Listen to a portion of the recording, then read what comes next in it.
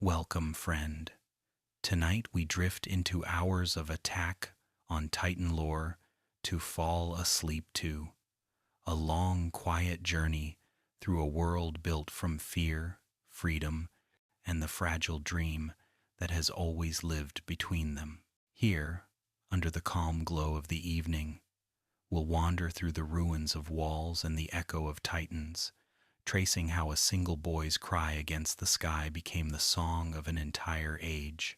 We will remember Eren Yeager not as a warrior or a god, but as a reflection of the same longing that hums softly within every heart, the wish to be free, to understand, to find meaning even when the world no longer makes sense.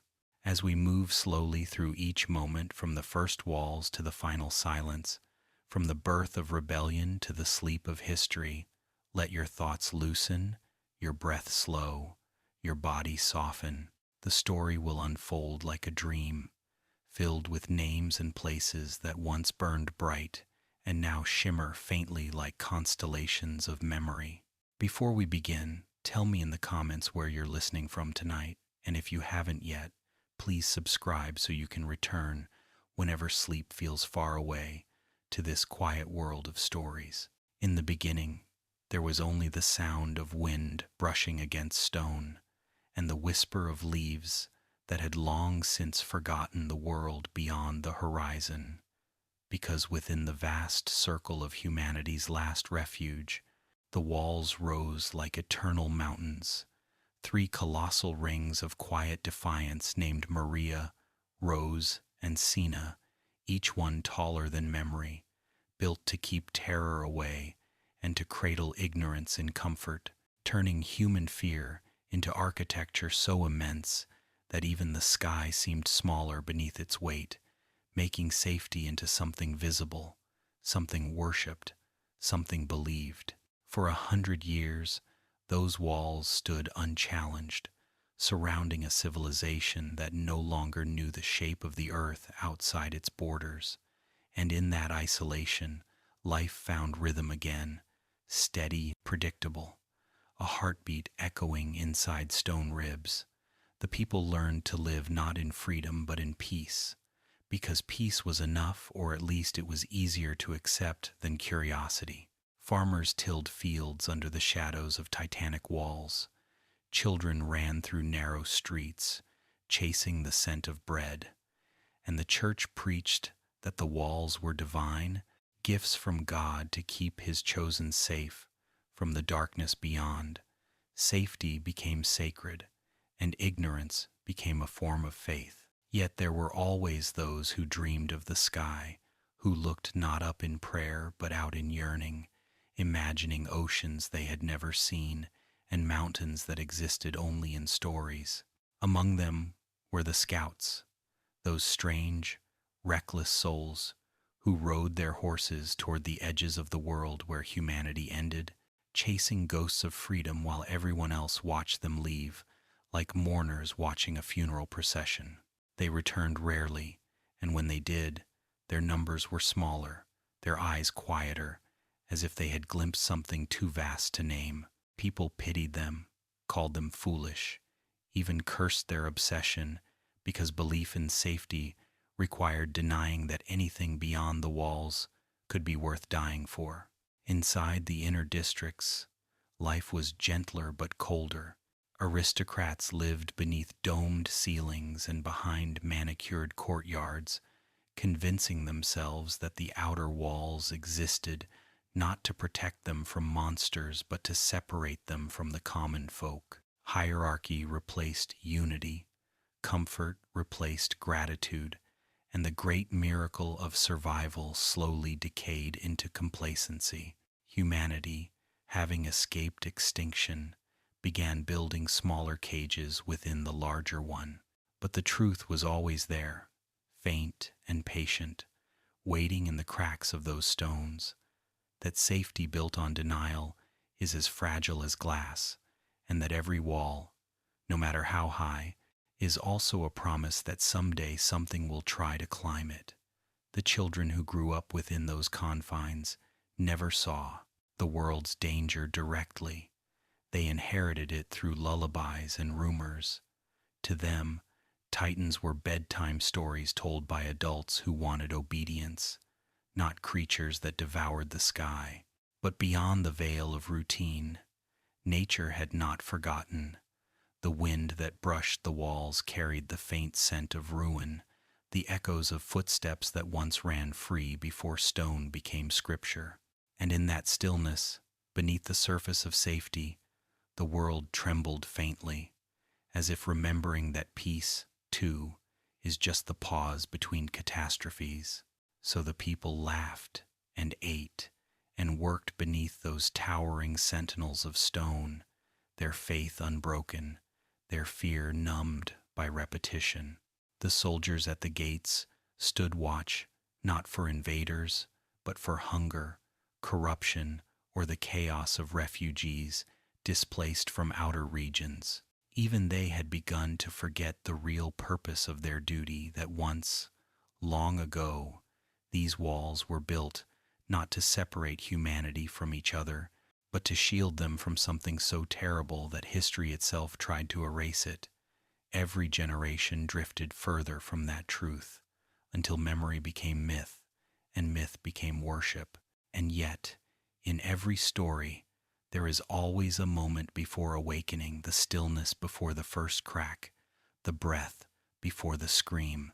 That moment lingered in the world of the walls like a ghost, invisible but present, waiting for someone to look too far, to ask too much, to question why the wind sometimes carried no scent of salt, why the horizon never changed, why birds vanished when they flew too high. It was as if the walls themselves were whispering warnings no one dared to understand. The dream of safety had lasted a century. It had grown roots in the hearts of the people, turning truth into heresy and adventure into sin. But all dreams, even the gentlest ones, have an ending written quietly within them. And so the walls stood, unmoving and merciful, their stones cold with centuries of silence, until one day the sky cracked open with thunder, and the illusion that humanity was alone in the world shattered forever. The first tremor had not yet come, but it was close, so close that if you had stood at the top of Wall Maria on that final, peaceful morning, you might have felt it beneath your feet, the faint vibration of destiny drawing near, the sound of inevitability waking from its long sleep. Because behind every great wall lies the truth it was built to hide, and sooner or later, that truth will always find a way to climb over. Morning came softly inside the walls, the kind of light that doesn't rush but lingers, brushing gently against stone and glass as if reluctant to disturb the dream of safety that had settled over humanity like a second sky. The bells of small towns rang across the districts not to warn, but to wake, and the streets filled with the ordinary rhythm of existence, the sound of carts creaking over cobblestone, the laughter of children who had never known fear, the voices of merchants calling out prices for bread, still warm from the ovens. It was a fragile kind of peace, the kind that hums quietly because it dares not make a sound too loud, as if the world itself might remember what it had forgotten. To grow up within those walls was to inherit both comfort and confinement, to learn that happiness could thrive even in captivity if one never looked too far. The people believed they were free because freedom had been defined for them: safety, routine, the right to live another day. Their cages were invisible, built not from bars but from certainty, the certainty that what lay beyond the walls was death, and that ignorance was mercy. The older generations clung to that belief like scripture, whispering to their children that curiosity was dangerous, that to question was to invite ruin, and that the only way to live long was to live quietly.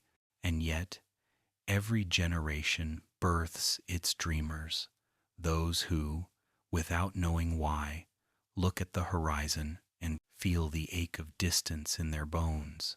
Aaron Yeager was one of them, a boy who couldn't understand why everyone was content to exist within limits, who mistook yearning for anger because the world had given him no language for longing. He would stare at the walls until his eyes hurt, trying to imagine what colors existed beyond them, what winds might smell different, what sounds might fill a sky untouched by stone.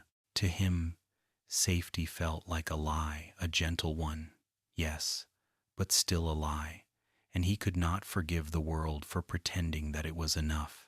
Mikasa, on the other hand, was stillness personified, a girl who understood that love and fear often share the same heartbeat.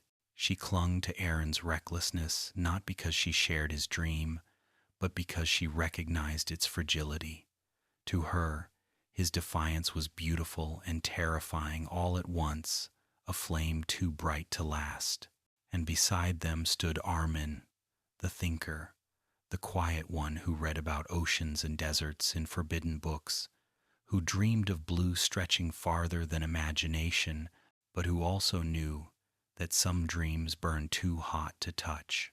Together, they formed the trinity of youth within the walls, the fury to act, the heart to protect, and the mind to understand three facets of a single truth, still waiting to awaken.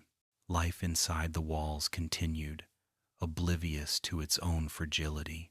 Families gathered for meals beneath hanging lamps, soldiers patrolled the streets with half-empty purpose, and the military police lounged in their barracks, guarding order that no longer needed guarding. In the outer districts, near Wall Maria, poverty gnawed quietly at the edges of civilization. The people there were closer to the horizon, and perhaps because of that, they felt its weight more acutely. They were the first to hear the wind differently, to sense that the air itself had begun to change. But they said nothing, because inside the walls, silence had become the price of peace. Children played in fields that brushed against the shadow of the wall, their laughter echoing upward until it disappeared into the sky, swallowed by the stone that both protected and imprisoned them. Birds nested in the cracks near the top, and sometimes, if you looked closely, you could see them fly out, small dots of freedom disappearing into clouds that no one else dared to follow. Most people didn't even look up anymore. They had learned to live with their eyes forward and their heads bowed, walking paths already walked by countless others before them, repeating lives already lived, mistaking survival for purpose. The city's structure mirrored its beliefs. At the center, purity and power. At the edges, struggle and sacrifice. Humanity had recreated hierarchy inside confinement, as if even when trapped, it could not resist dividing itself. Nobles in Walsena spoke of the outer districts as abstractions, unaware that the people who tilled the fields near Wall Maria were their first and final defense. Those farmers, those humble workers, were the ones who would see the end first, who would feel the tremor before anyone else, who would look up one morning and realize that their sky had changed forever. But before that day came, the walls still held. They held the laughter of families, the prayers of believers, the sighs of dreamers. They held humanity's illusions so gently that even despair felt safe. And within them, life unfolded as it always had, mornings of work, afternoons of rest, evenings of conversation under candlelight. The scouts still trained in distant fields, their silhouettes moving like shadows against the horizon, and the children of the walls grew up believing that they would always return home at sunset, that the world would remain this small and this predictable forever. It is easy to believe in eternity when the walls are high enough, when history is silenced, and when fear sleeps. But even in the calmest night, destiny breathes. It waits not, cruelly, but patiently, for the right moment to awaken. And as the light faded over Shiganshina that final evening before the fall, somewhere beyond the walls, in the quiet of the world humanity had forgotten, something vast began to stir. The wind changed direction, the birds flew differently, the stillness trembled faintly, like a heartbeat beginning again after too long a sleep. And so the children of the cage dreamed sweetly that night, their hearts untouched by dread, unaware that dawn would break not gently but violently, that the first sound they would hear would not be bird song, but thunder. The illusion of safety was ending, though no one yet knew it.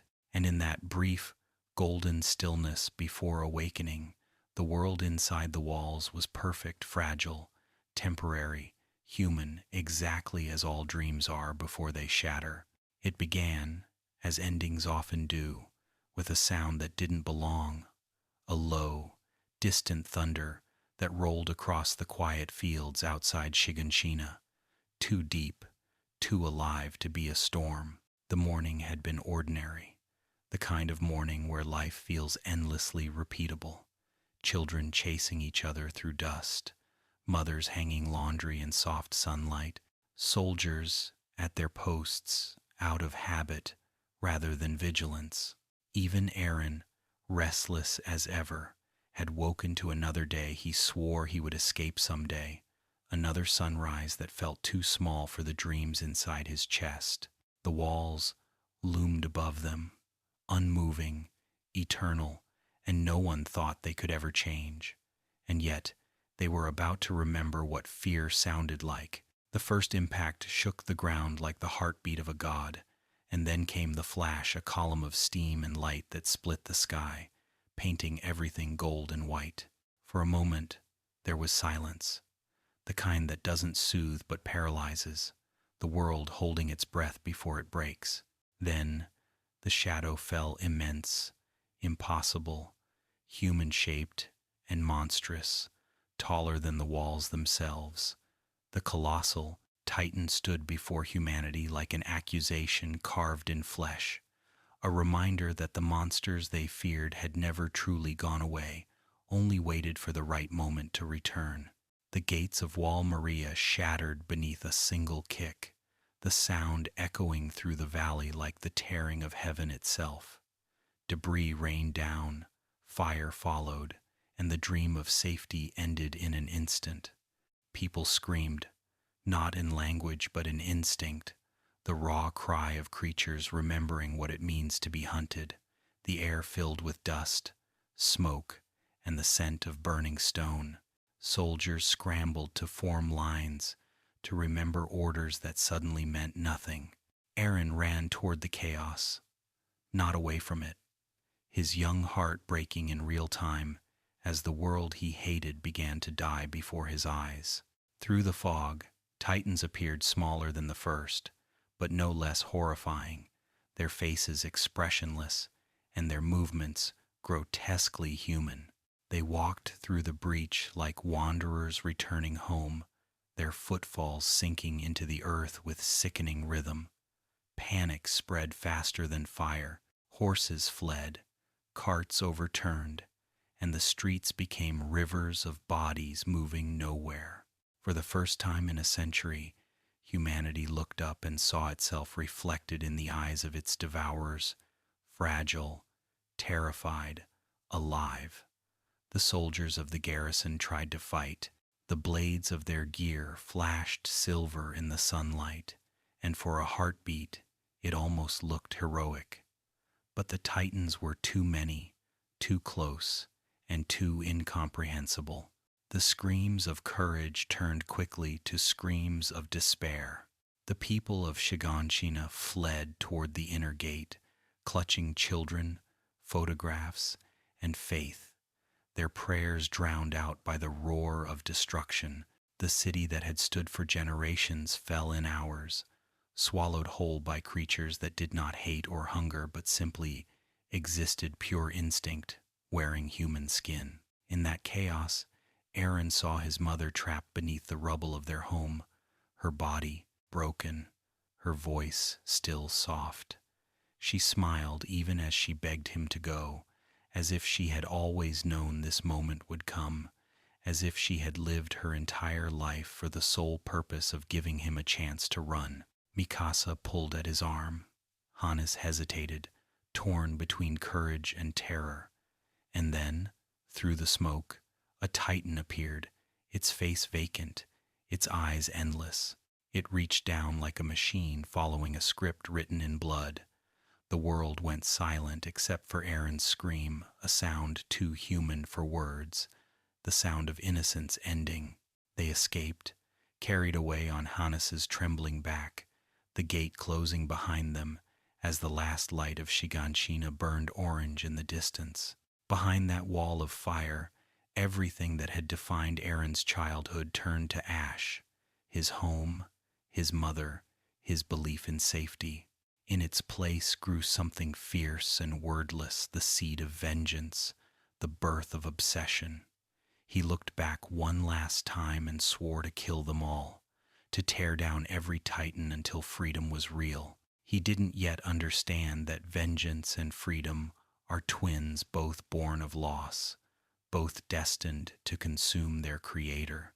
By nightfall, the refugees of Wall Maria crowded the gates of Wall Rose, exhausted, hollow-eyed, carrying whatever pieces of their lives they could save. The military called it containment, but it was mourning disguised as order. Humanity shrank overnight, losing not just land, but faith. The people whispered prayers to walls that no longer answered, while beyond the horizon, the titans feasted beneath a red sky. The illusion had shattered, but its echo remained, trembling in every survivor's chest, the quiet disbelief that the impossible had finally happened. And somewhere, deep within that grief, the world took its first breath toward revelation, because destruction, cruel as it seems, is also invitation and opening in the fabric of illusion.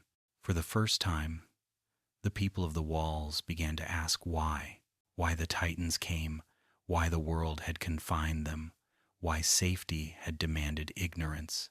These questions would grow like weeds in the cracks of history, reaching for the light, unstoppable. So the night after the fall was not silent, it was full of the whispers of the newly awakened, the rustle of history stirring in its sleep. And beneath the faint glow of stars that no wall could hide, a boy named Aaron Yeager dreamed of freedom, not knowing that the price of such a dream is everything that makes a person human. The first wall had fallen, but the true collapse, the collapse of certainty, of morality, of love, was only just beginning. After the fall, silence took on a different sound, no longer peaceful, but hollow, the kind that lives inside people who have seen too much too young. The walls of Wall Rose had held, but the hearts behind them were fractured, filled with the ghosts of the outer districts, with faces that could no longer be counted, and names that no one dared to say aloud. For the refugees from Wall Maria, safety no longer meant comfort. It meant survival, hunger, and long nights spent wondering whether the sky itself could still be trusted. Yet amid that quiet desolation, something new began to take shape. Resolve, the kind that is born when there is nothing left to lose. Aaron Yeager was no longer a boy, at least not in the way childhood once defined itself. His anger was sharper now, cleaner, not the restless frustration of a dreamer, but the burning conviction of someone who had seen the truth and refused to accept it. He had lost his home, his mother, and his innocence in one afternoon, and what replaced them was not despair but purpose. It was a dangerous kind of strength, the kind that cannot rest. He spoke often of killing the titans, of reclaiming what was lost, his words trembling not from fear but from an intensity that frightened even his friends. He was no longer imagining the world beyond the walls. He was imagining himself destroying the barriers that kept him from it. Mikasa watched him the way one watches a flame, aware of its warmth, fearful of its burn. Her love for Aaron was quiet but unbreakable, not the romance of stories, but the devotion of someone who has already lost too much to lose one more person. She had seen him fragile once, and the memory of that helplessness haunted her. Where Aaron's will was fire, Mikasa's was stone, unyielding, protective, rooted in stillness. She trained with mechanical precision, her body moving not out of ambition but instinct, as if every motion was a vow to keep him safe no matter how the world changed. Yet even she could feel that he was drifting somewhere she could not follow, a place where rage and destiny were beginning to intertwine. And then there was Armin, smaller, quieter, a boy whose dreams seemed too delicate for the brutality of the world. But Armin carried within him the rarest kind of courage, the courage to think, to doubt, to see beauty, even when everything was breaking. He envied Aaron's fire and admired Mikasa's strength, but his own gift was clarity, the ability to imagine what could exist beyond destruction. Where others saw walls, he saw horizons. He was the bridge between dream and despair, the whisper reminding them both that freedom is not only something you fight for, it's something you must understand. Together, they joined the military, not because they believed in the system, but because they needed to believe in themselves. The training grounds were brutal, designed to strip away weakness and individuality until only obedience remained. The cadets ran through mud, balanced on wires, and learned to kill their own hesitation. Yet in that cruelty, Aaron found direction, Mikasa found focus, and Armin found resilience. They learned to move like shadows across rooftops, to spin through air with steel and faith as their only lifelines. The omnidirectional mobility gear, a machine of grace and danger, became their new set of wings, fragile, temporary wings that allowed humanity to dance with death rather than hide from it. The instructors shouted about honor, duty, and sacrifice, but what each of them truly learned was something deeper, that survival is not a virtue, it's an act of defiance.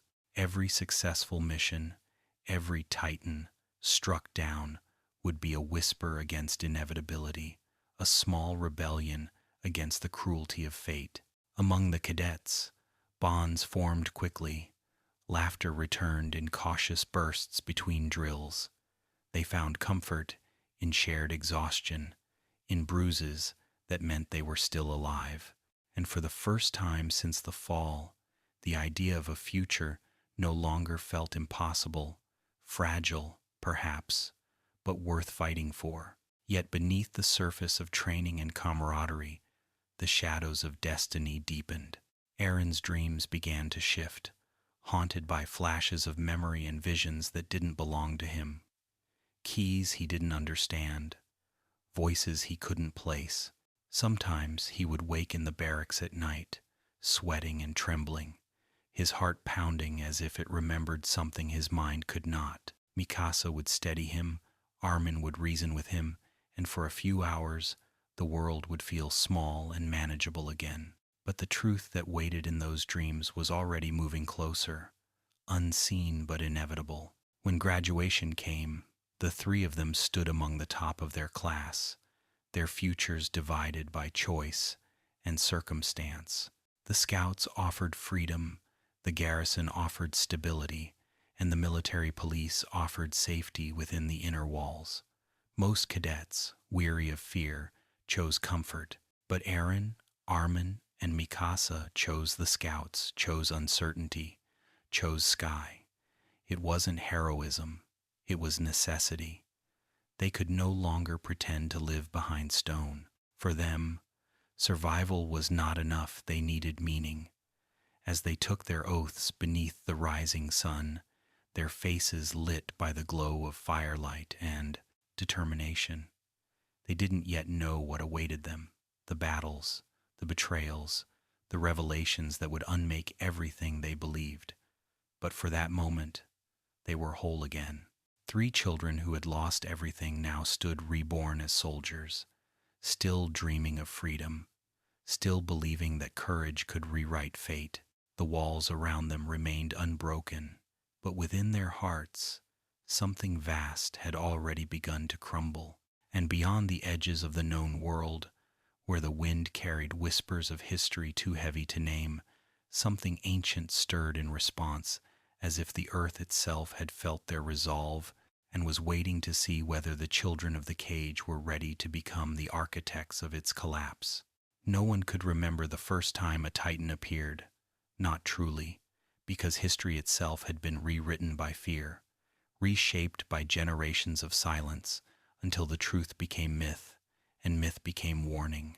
The people knew only that the Titans were their punishment and their prison, enormous figures of flesh and madness who devoured humanity, not out of hunger, but out of some inexplicable compulsion, a grotesque reflection of mankind's own cruelty mirrored back upon itself. And though the walls had stood for 100 years, the question lingered like a splinter in every mind brave enough to think too long. What are the Titans, and why do they exist? In the barracks, between missions and training, soldiers whispered their own theories. Some said the Titans were divine punishment, the embodiment of sin itself given form and purpose. Others believed they were ancient humans, twisted by disease or science long forgotten. A few, more cynical or perhaps more hopeful, suggested that the Titans were guardians, misunderstood remnants of a world that humanity had betrayed. But none of these explanations satisfied the restless heart of someone like Aaron Jaeger, who refused to accept mystery as destiny. He didn't want parables or prophecies, he wanted truth, even if that truth burned everything left standing. The scouts had long studied the Titans, risking their lives to capture fragments of data from each encounter. They learned that most Titans were mindless, driven by instinct rather than malice, wandering like lost souls through fields of ruin. Their bodies regenerated from wounds that would kill anything else, their movements clumsy yet terrifying in their persistence. Some appeared to feel pain, others did not react to injury at all. The only reliable way to kill them was to strike the back of the neck, a single vulnerable point that no one understood. The scouts called it the nape, but beneath that clinical term lay a haunting truth. The Titans looked human because, in some way, they were. Armin was the first among them to voice the thought aloud quietly, almost apologetically, as they sat one evening around the remnants of a campfire, the stars veiled by drifting clouds. "What if they are us?" he said. "What if this is what humanity becomes when it forgets itself?" The words hung there, heavy and fragile, met by silence. No one wanted to answer, because in that suggestion was a horror greater than any Titan attack. The idea that the enemy was not something foreign, but something familiar, that the monsters outside the walls were only reflections of the monsters within. The mystery deepened with each expedition beyond the walls. Scouts found ruins of ancient structures scattered across the wilderness, remnants of cities too vast to have been built by the tiny population that remained, broken statues, buried roads, fragments of language no one could read. It was as if an entire civilization had been erased, leaving behind only these grotesque echoes walking the earth. Commander Irwin Smith, who led with quiet obsession, began to suspect that the truth was far older than the walls themselves. "If we learn the Titan's origin," he said, "we will learn the origin of the walls. And if we learn that, we will finally know what humanity is." The scouts' research continued in secret, hidden from the public by the government, which feared that too much knowledge would destroy what little stability remained. To question the Titans was to question faith itself, and faith was the mortar that kept the walls standing. So while Aaron trained and fought, others worked in the shadows, chasing fragments of forbidden history. Every corpse dissected, every report written, every expedition recorded, all pointed toward the same unbearable conclusion. The Titans were not monsters born from nothing. They were the consequence of something deliberate, something human. Zoe, eccentric and brilliant, treated the Titans not as terrors but as puzzles. She spoke to them during experiments, half in jest and half in empathy, as if trying to awaken something still human inside them. To most, her fascination seemed madness, but there was method in it, a belief that understanding was a form of mercy.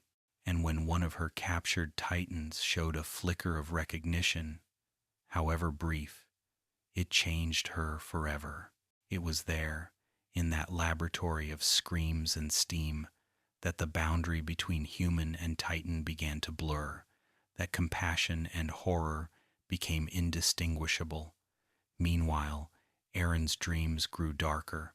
He began to see flashes of landscapes he had never visited, faces he did not know, and sensations of flight and hunger that were not his own.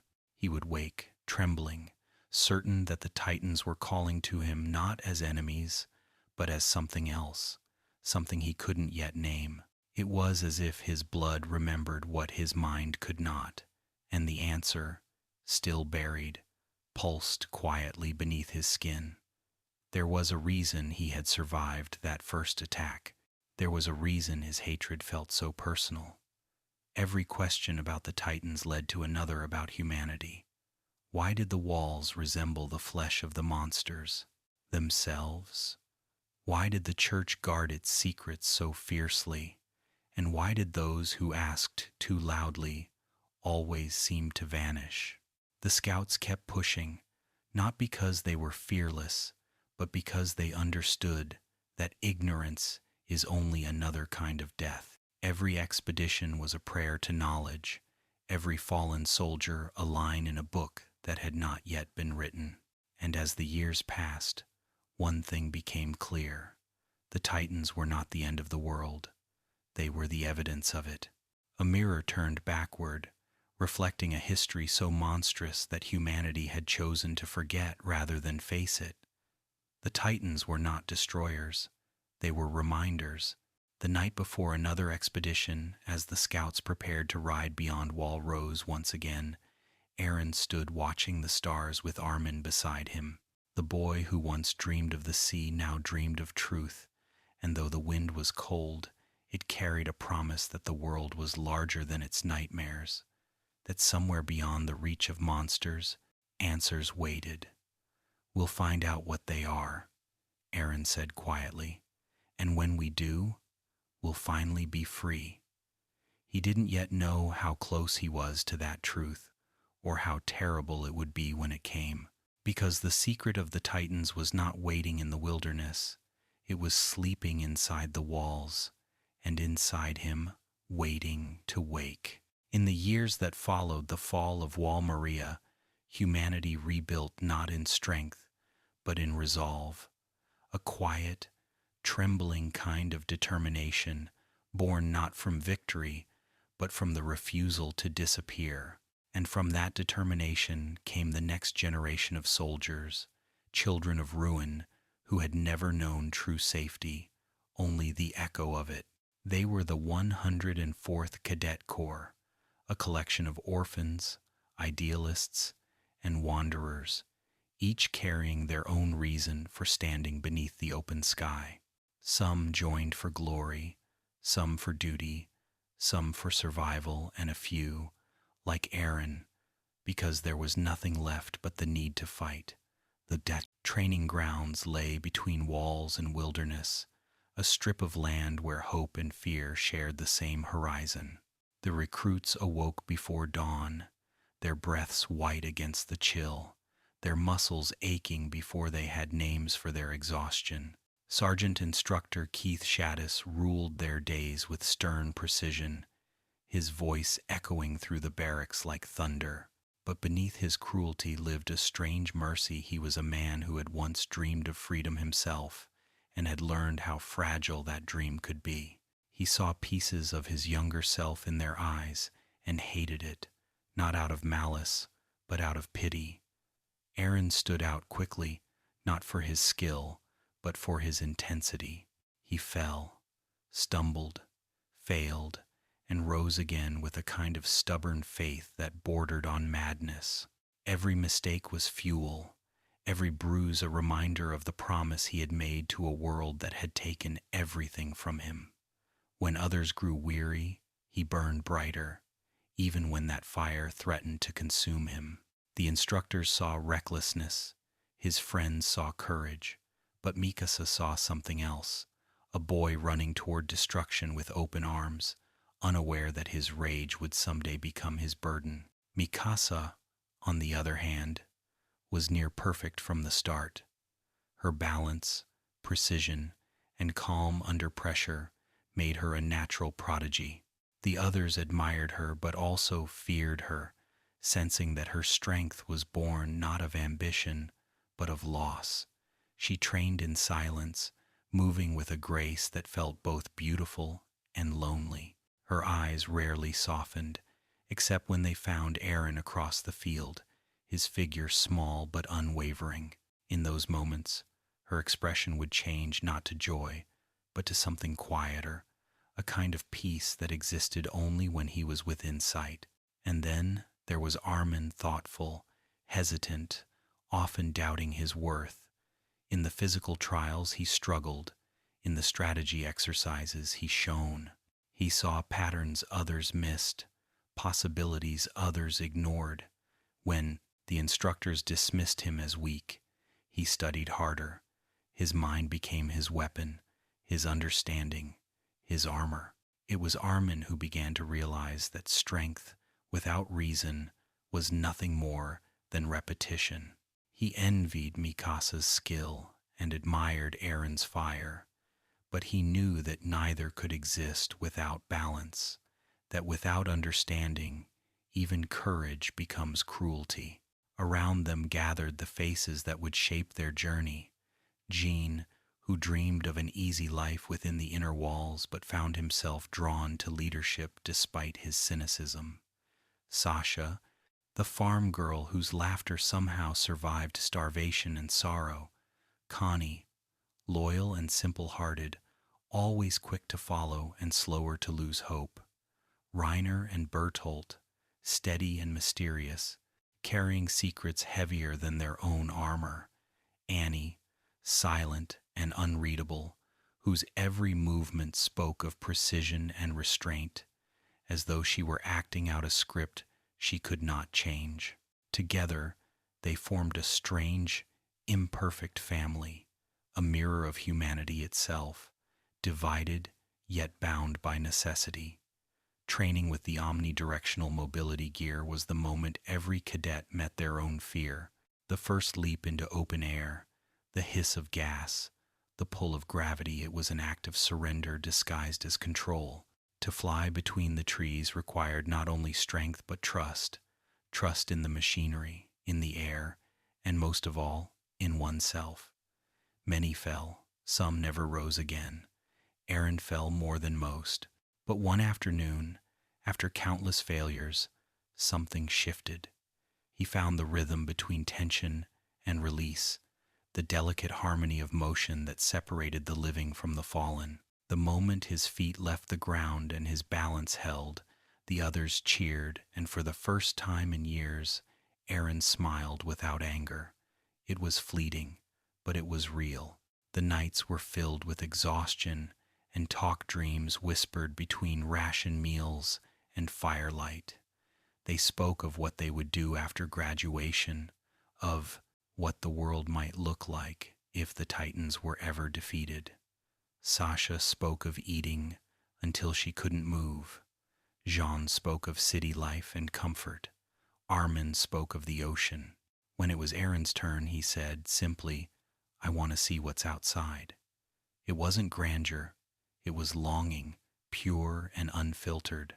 In that single sentence, every cadet was reminded of the world they were fighting, for a world that still existed, unseen but waiting. The friendships formed during those years became their shield. They laughed, fought, and bled together, learning the shape of trust in a world built on fear.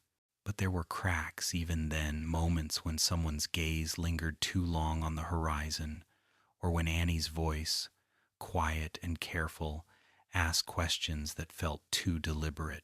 There were mysteries walking among them, secrets disguised as comrades, and though none yet knew it, the core was a gathering of destinies bound for collision. When graduation day arrived, the fields were quiet, the air heavy with expectation. They stood in formation beneath a pale sky, the wind carrying the scent of rain. Keith Shaddis looked at them, the future of humanity, and wondered how many would live long enough to see another dawn. One by one, names were called, ranks assigned. The scouts, the garrison, the military police, each path marked by its own kind of death. Aaron, Mikasa, and Armin chose the scouts, as everyone had expected. Jean hesitated, then followed. Reiner and Bertolt smiled and did the same. They were bound now by more than training. They were bound by fate. That night, as they sat around their final campfire as cadets, Aaron stared into the flames and said, almost to himself, "We'll take back Wall Maria." No one laughed. They only listened, the crackle of fire filling the silence between them. They didn't know that the promise spoken in that moment would cost them everything, that the next time they looked into each other's eyes they would be standing on the edge of revelation and ruin.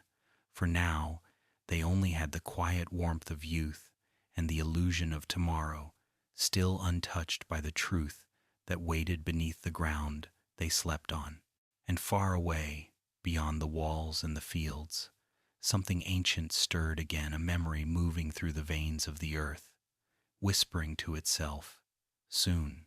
The morning of the expedition beyond the walls dawned cold and pale, the sky still heavy with the breath of storms that had passed unseen in the night, leaving behind a silence that felt expectant rather than calm.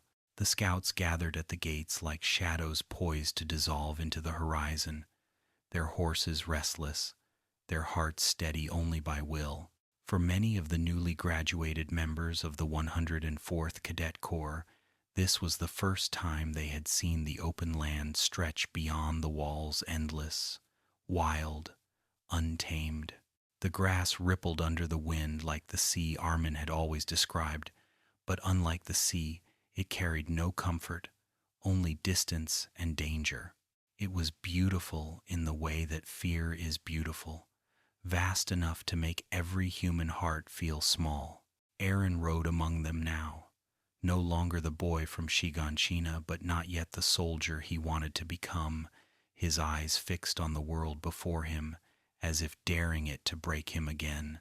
Beside him rode Armin, quiet and watchful, his mind already building maps and contingencies. And just behind them, Mikasa, silent as ever, her gaze following every shift of Aaron's movements with that familiar, unspoken protectiveness. Around them rode the others, Jean and Connie trading nervous jokes, Sasha chewing on stolen bread, Reiner and Bertolt whispering something low and unreadable between them. The formation was neat, precise, the product of months of training. But beneath the order, every heart carried chaos. The scouts rode into the light and left the walls behind, and for a while, the world seemed almost merciful. The sky was wide, the air clean, and the wind in their ears carried the illusion of freedom. But illusions, like walls, never last. When the first signal flare rose red for danger, the color of blood and warning, it felt like the sky itself had cracked.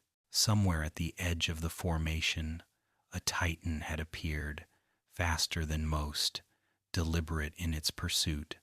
The soldiers adjusted, regrouped, turned their horses toward safety. Then came another flare, and another, and within moments, the order collapsed into chaos. Through the shifting dust and sunlight, something moved, not like the mindless creatures they had fought before, but with grace, with purpose. The ground trembled beneath her steps, but each movement was controlled, precise. A titan, unlike any they had seen, feminine in form, terrifying in presence, running through the formation as if she knew exactly where to go. Her eyes were intelligent, searching. Her movements were strategy, not instinct. The female titan had arrived, and with her came a new kind of fear, the fear of recognition. Soldiers shouted commands, launched their grappling hooks, struck, retreated, struck again, but she was too fast, too knowing. She moved through them like wind through grass, swatting away their attacks with the precision of someone who understood exactly how they thought. And when one soldier shouted Aaron's name, she stopped, turned, looked. The expressionless face of a titan should have been unreadable, but in that gaze there was familiarity, a flicker of something human, not hunger, but intention. In that single look, everything changed. Armin was the first to see it, the way she targeted Aaron, the way she avoided unnecessary deaths, the way she seemed to hesitate at certain moments as though fighting herself. In that hesitation, he found the first truth. This was not a titan like the others. This was a human in titan form. The revelation struck like lightning, burning through disbelief. The enemy was not outside the walls. It had been within all along. The scouts scattered, their formation dissolving into fragments. Some fled, some fought, some prayed. Armin, bruised and terrified, pieced together the puzzle even as blood stained the grass around him. "She's one of us," he whispered, voice trembling with awe and horror. "She's from the 104th. The realization was unbearable that someone who had laughed with them, trained beside them, shared their food and their exhaustion, now walked among the titans as one of them. Humanity's greatest enemy was not mindless monsters, but the people who had learned to become them. The female titan pursued Aaron relentlessly, tearing through trees and soldiers alike, her determination almost sorrowful in its precision. Mikasa's rage flared, Armin's plans unfolded, and Aaron, desperate, cornered, half mad with grief and fury, transformed. Fire and light consumed him, steam rising from his body as the titan within answered his call. The two titans collided with earth-shaking force, flesh against flesh, freedom against fate. Around them, soldiers could only watch, awed and horrified, as the boundary between human and monster vanished completely. Their battle was not just physical, it was revelation made manifest. Every strike, every roar, every drop of blood was the sound of truth being born. When it ended and the female titan was captured, her silence was heavier than her strength. In chains, she stared blankly ahead, her eyes neither pleading nor hateful, only tired. And as she encased herself in crystal, sealing her secrets away, the world shifted again. The scouts had learned that the titans were not creatures of chaos, but pawns in a game older than their walls, and that some of their own were pieces in that same cruel design. In the nights that followed, few slept. The survivors sat by dying fires, replaying the day again and again. Jean cursed the world's unfairness. Sasha wept quietly. Armin wrote notes with shaking hands. Aaron sat apart, staring into the dark, the image of the female titan's eyes burning behind his own. He couldn't hate her completely, though he tried. There was something there, something familiar, something he couldn't yet remember.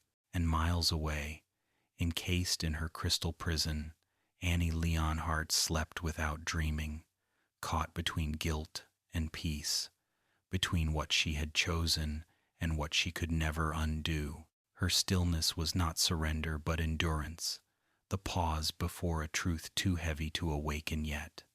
For now, the silence held.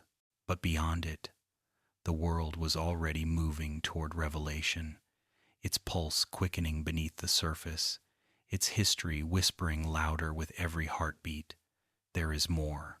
For years, that small key hung around Aaron Jaeger's neck like an unanswered question, cold against his skin, light enough to forget yet heavy enough to haunt. His father's voice still echoed in the edges of memory, fractured by time and trauma. When the time comes, go to the basement. It was a riddle disguised as inheritance, a promise left behind in a house that no longer stood.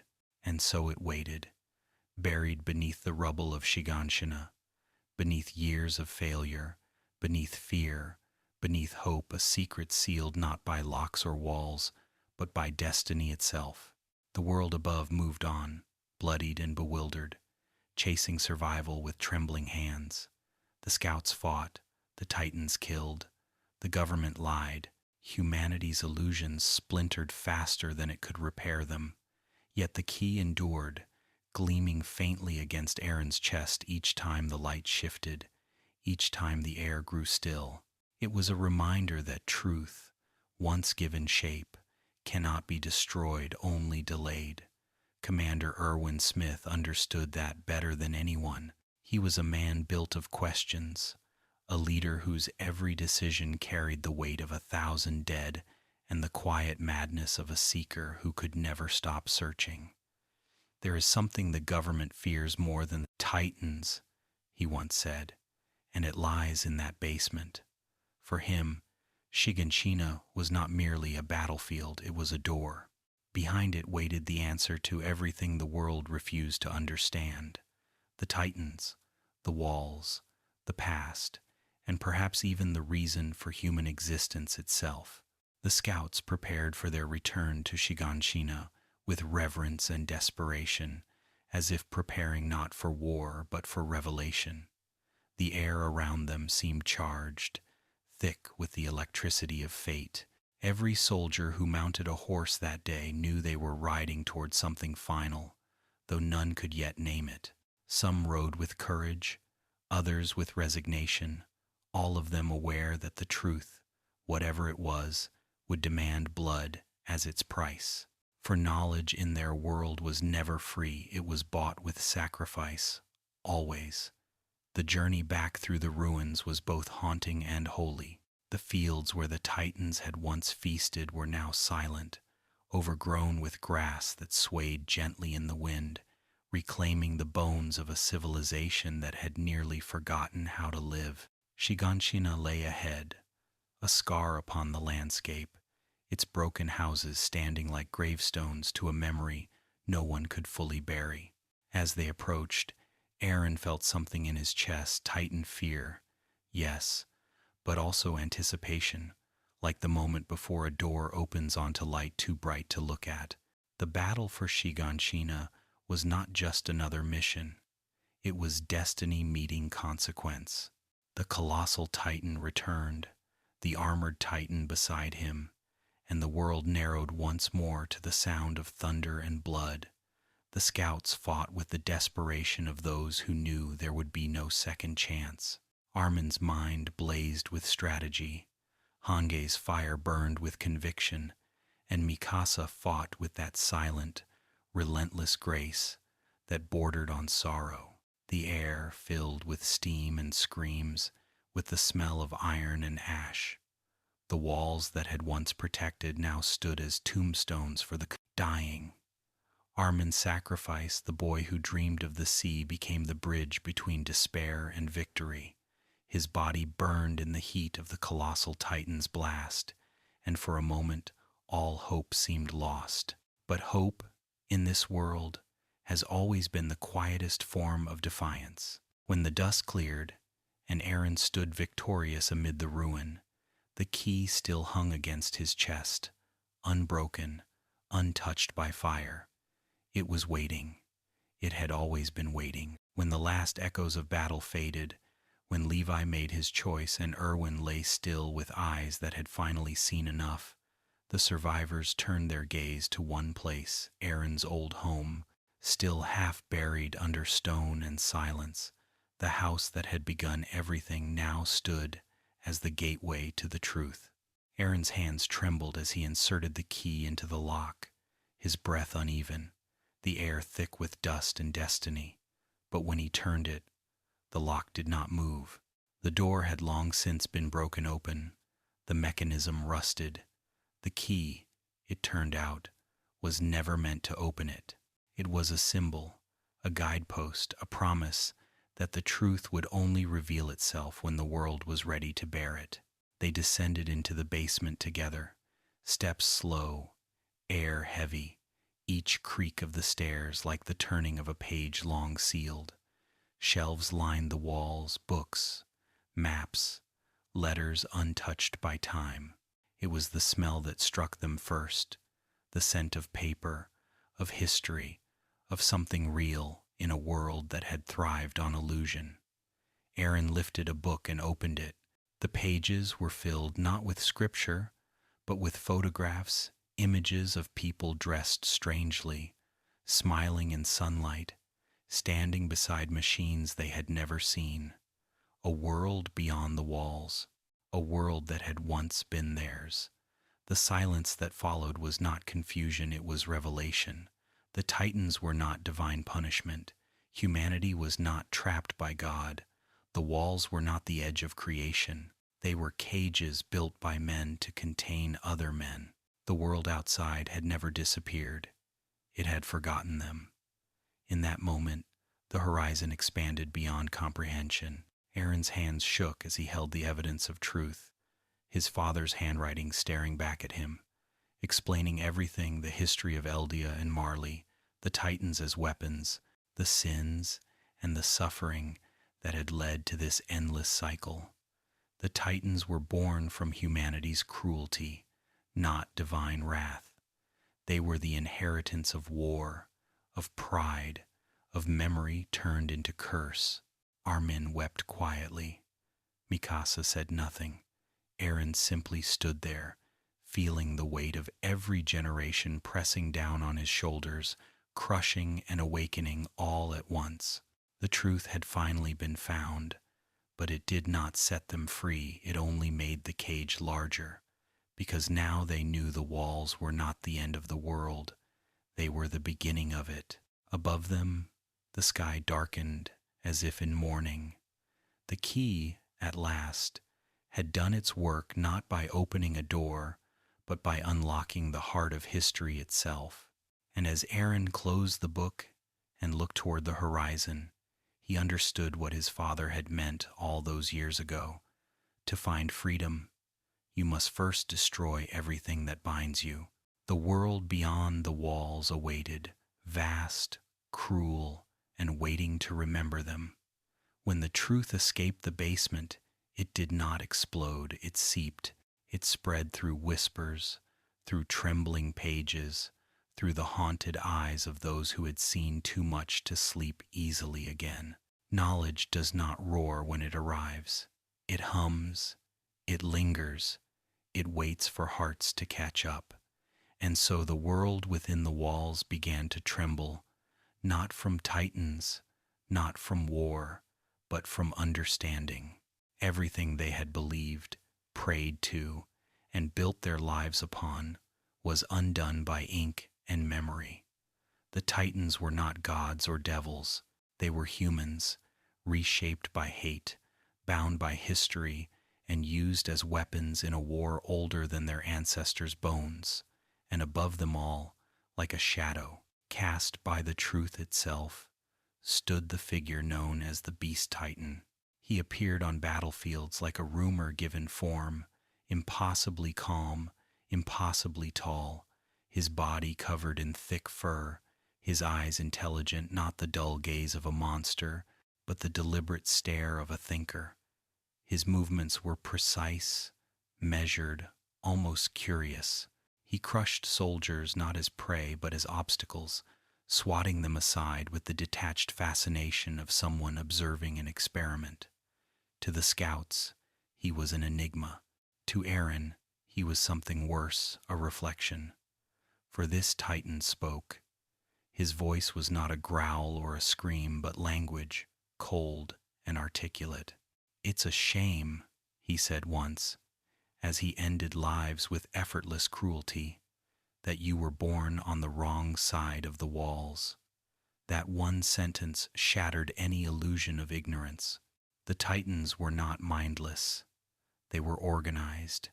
They had purpose, and somewhere beyond the sea, beyond the boundaries of the known world, there was another humanity, one that saw those inside the walls not as kin, but as enemies. Zeke Yeager, the Beast Titan, was not merely a foe.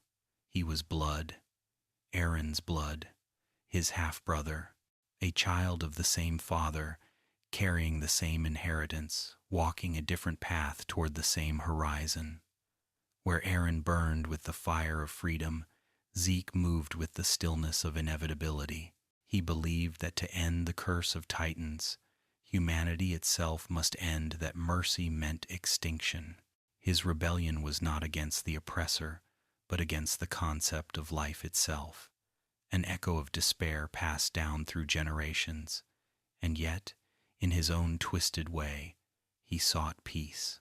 He wanted the world to sleep, forever quiet, forever safe.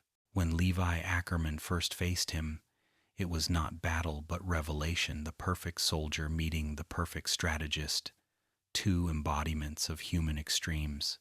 Levi's fury was sharp and silent, a blade honed by loss.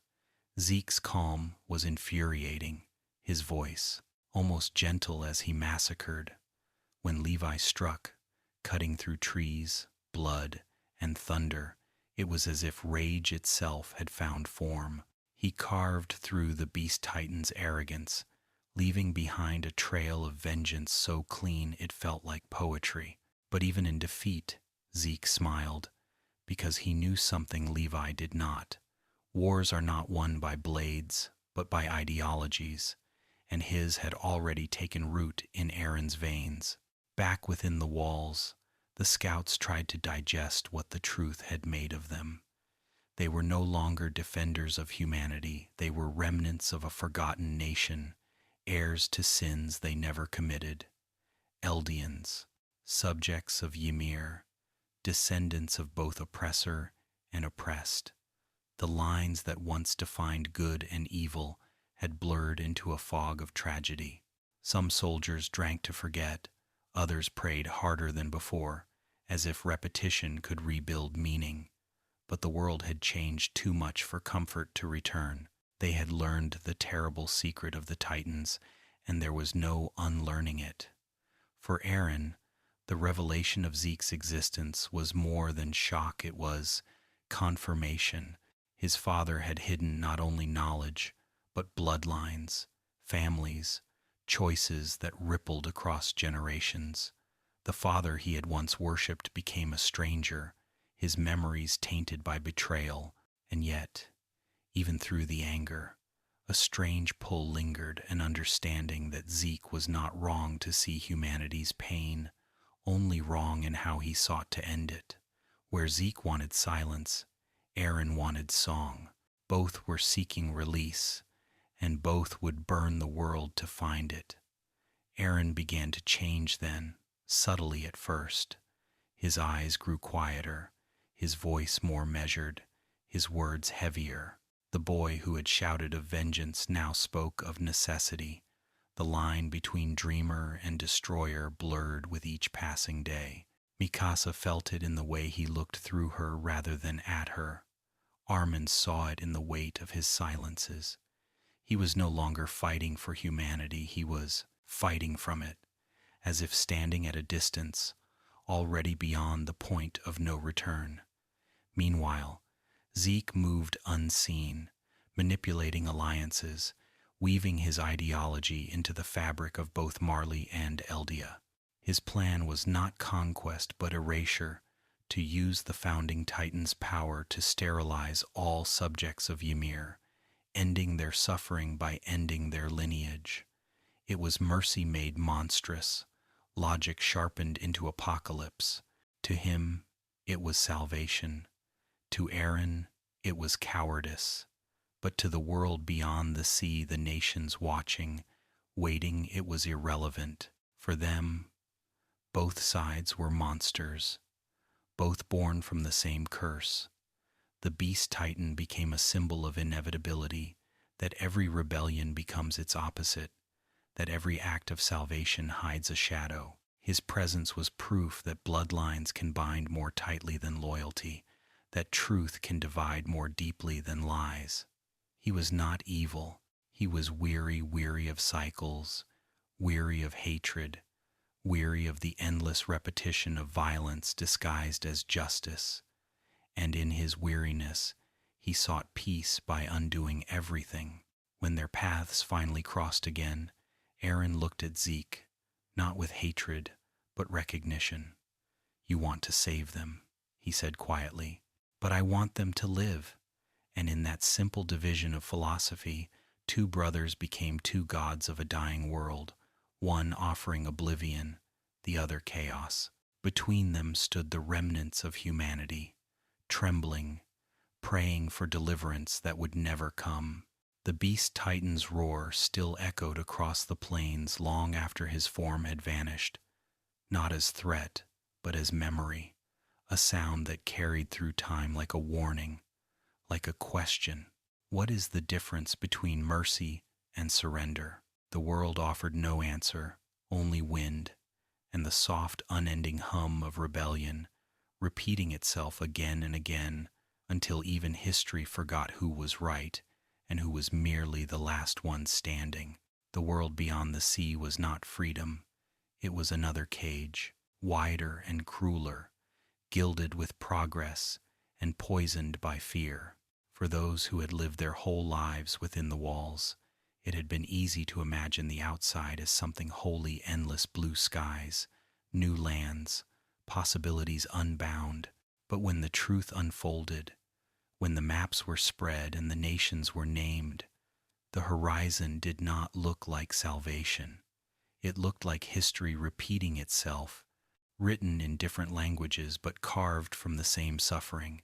And in that world, the name Eldian carried no reverence, only stigma, a mark burned not onto skin but into generations. Marley stood tall among the nations, proud and powerful, its factories coughing smoke into the sky, its armies marching to the rhythm of superiority.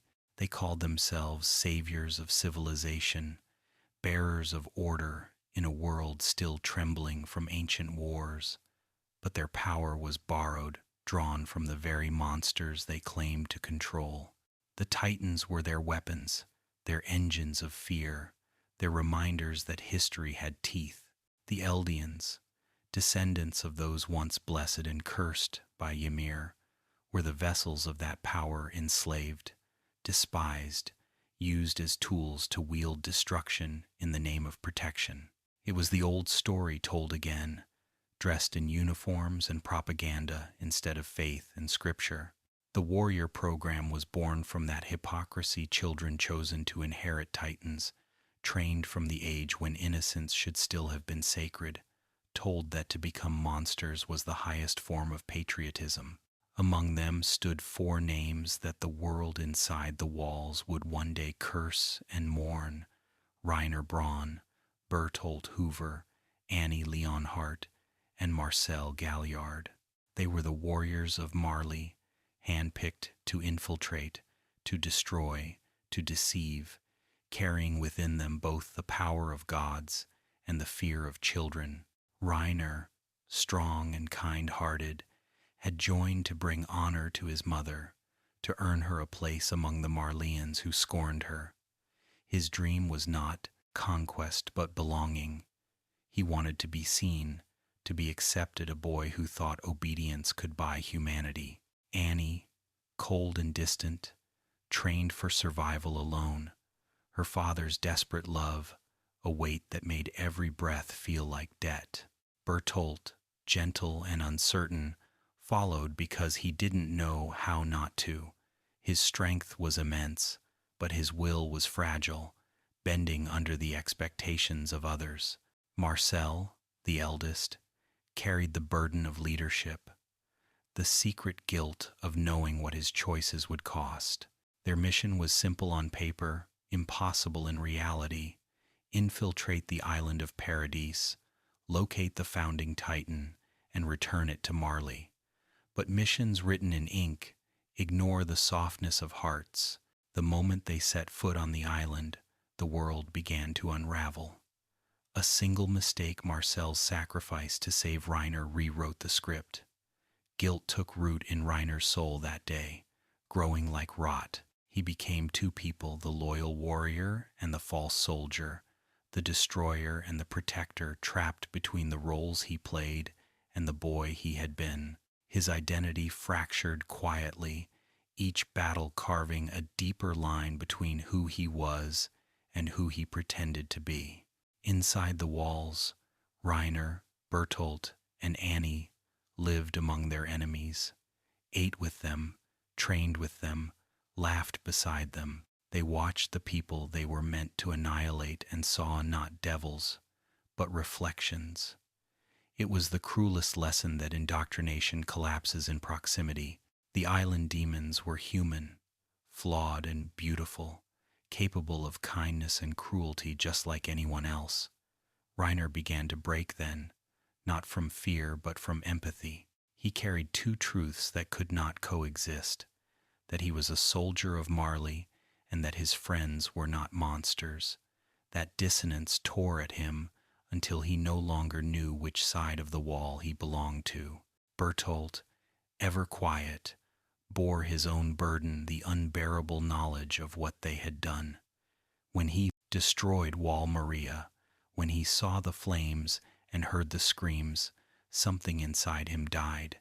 He told himself it was for the greater good, that he was ending evil before it spread. But every night he saw faces of the people he'd doomed, their eyes wide with the same confusion he'd once felt as a child. His silence was not indifference. It was grief he could not express without unraveling completely. And Annie, whose mask never cracked, carried her sorrow inward, folding it neatly into silence. She trained, fought, obeyed, but every time she looked at Aaron, Armin, or Mikasa, something inside her wavered. They reminded her of what she might have been in another life. And when she finally revealed herself as the female Titan, it wasn't malice that guided her, it was exhaustion, the despair of someone who had lived too long in a lie. Back in Marley, the world spun on. Children were still chosen, still told that glory awaited them if they carried Titans into battle. Among them were new names: Gabby Brown, fierce and impulsive, and Falco Grice, gentle and earnest. They would inherit their predecessors' sins without understanding them, continuing a story written by people long dead. For Marley's strength depended on cycles of violence, of faith, of obedience. To end the system would be to end the world as it was known, and no empire willingly ends itself. The warriors' tragedy was not that they were monsters, but that they were human. They had believed in something once: family, homeland, duty, and found only contradictions waiting. In trying to save their people, they destroyed themselves. They were children taught to wear the skin of gods, and the burden was too heavy for any mortal to carry. Their suffering was the mirror of Aaron's rage, the other side of the same wound. When Reiner finally faced Aaron again years later, it was not hatred that passed between them, but understanding. "We're the same," Aaron said quietly, his eyes no longer bright with youth but dull with knowledge. "We just wanted to be free." And Reiner, broken and weary, could only nod. In that moment, the war between them dissolved into something sadder, the realization that both had been born into a world where freedom could only be bought with destruction.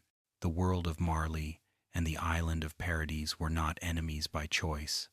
They were two sides of the same inheritance, trapped in a dance choreographed by history. And as both sides prepared for the inevitable, the war that would decide nothing but confirm everything, the sea between them glittered in the sunlight, vast and indifferent, carrying no answers, only reflection. Because no matter how far humanity traveled, no matter how many walls it built or seas it crossed, it always found the same thing waiting on the other side itself. There are moments in a life when silence becomes unbearable, when truth grows too heavy to hold inside.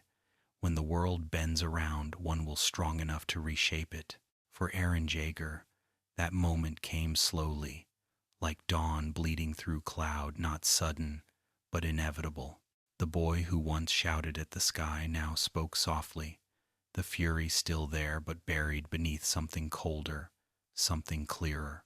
The world had expanded, and so had his rage, no longer directed at Titans alone, but at everything, the systems, the lies, the history that had turned humanity into its own captor.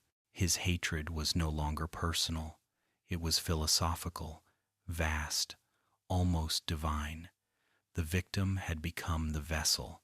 When he first saw the sea, it was not joy that filled him, but realization that the horizon did not end suffering. It only moved it farther away. The waves that crashed against the shore whispered of nations beyond, people who hated them without knowing them, armies preparing to destroy them simply because of who they were. Freedom, the word that had once sounded like salvation, began to taste like irony. Every step toward understanding only revealed another chain, and in that revelation, Aaron's transformation began. He became quieter in the months that followed, his anger folding inward like a storm gathering strength. Armin noticed it in the way he spoke, less about dreams, more about inevitability. Mikasa saw it in his eyes, not the fire of boyish defiance, but the steady burn of purpose. There were days when he sat alone for hours, staring into nothing, lips moving faintly, as if rehearsing a conversation with the world itself. He had begun to understand that salvation could not be begged for or negotiated. It had to be taken, even if the taking destroyed everything worth saving. The Aaron who returned to Marley was not the boy who left the walls.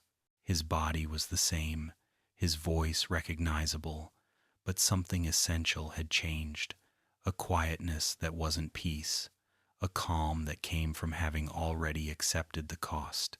When he lived among the people of Marley in disguise, when he saw their children play and their soldiers march, he did not see monsters. He saw humans trapped in different cages, and that understanding, rather than softening him, hardened his resolve. Because empathy without power, he realized, was just another form of despair. He met Falco Grice then, a boy who reminded him of Armin kind, thoughtful, uncorrupted by hatred. He spoke with him gently, listened to him sincerely, knowing full well that soon he would bring ruin to the boy's world. It was not cruelty, but clarity. He had learned that mercy could no longer exist in a world that refused to learn from its pain. The stage was set for his rebirth, not as a soldier, not as a hero, but as something else entirely. When he transformed beneath Marley's festival, when his Titan form rose in fire and fury, it was not an act of impulse but of design. The founding Titan, the attack Titan, the convergence of past and future tore through the city, and for the first time, the people outside, the walls, tasted their own fear reflected back at them. Aaron was not fighting for revenge anymore. He was declaring that the cycle itself would end, even if it required annihilation to do so. He killed not for pleasure but for punctuation, the exclamation mark at the end of history's long sentence of oppression. To Armin and Mikasa, his actions were both unthinkable and inevitable. They could not reconcile the boy who saved them with the man who now destroyed without hesitation. But Aaron's path had split too far from theirs. He had seen through time itself the memories of past Titans, the echoes of futures not yet lived, and he had understood the cruel geometry of fate. He saw himself in every age, every war, every rebellion, and he knew that his choices had already been made long before he was born. He was not the author of destiny, but its continuation. To the world, he became a symbol of terror, to his people, a god, to his friends, a stranger, and somewhere in between, he became myth, the boy who sought freedom and found apocalypse instead.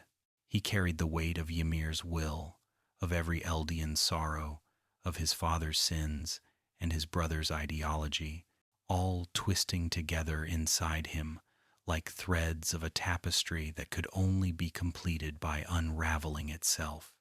When he looked into the mirror and saw his reflection, he no longer recognized the features of a human being.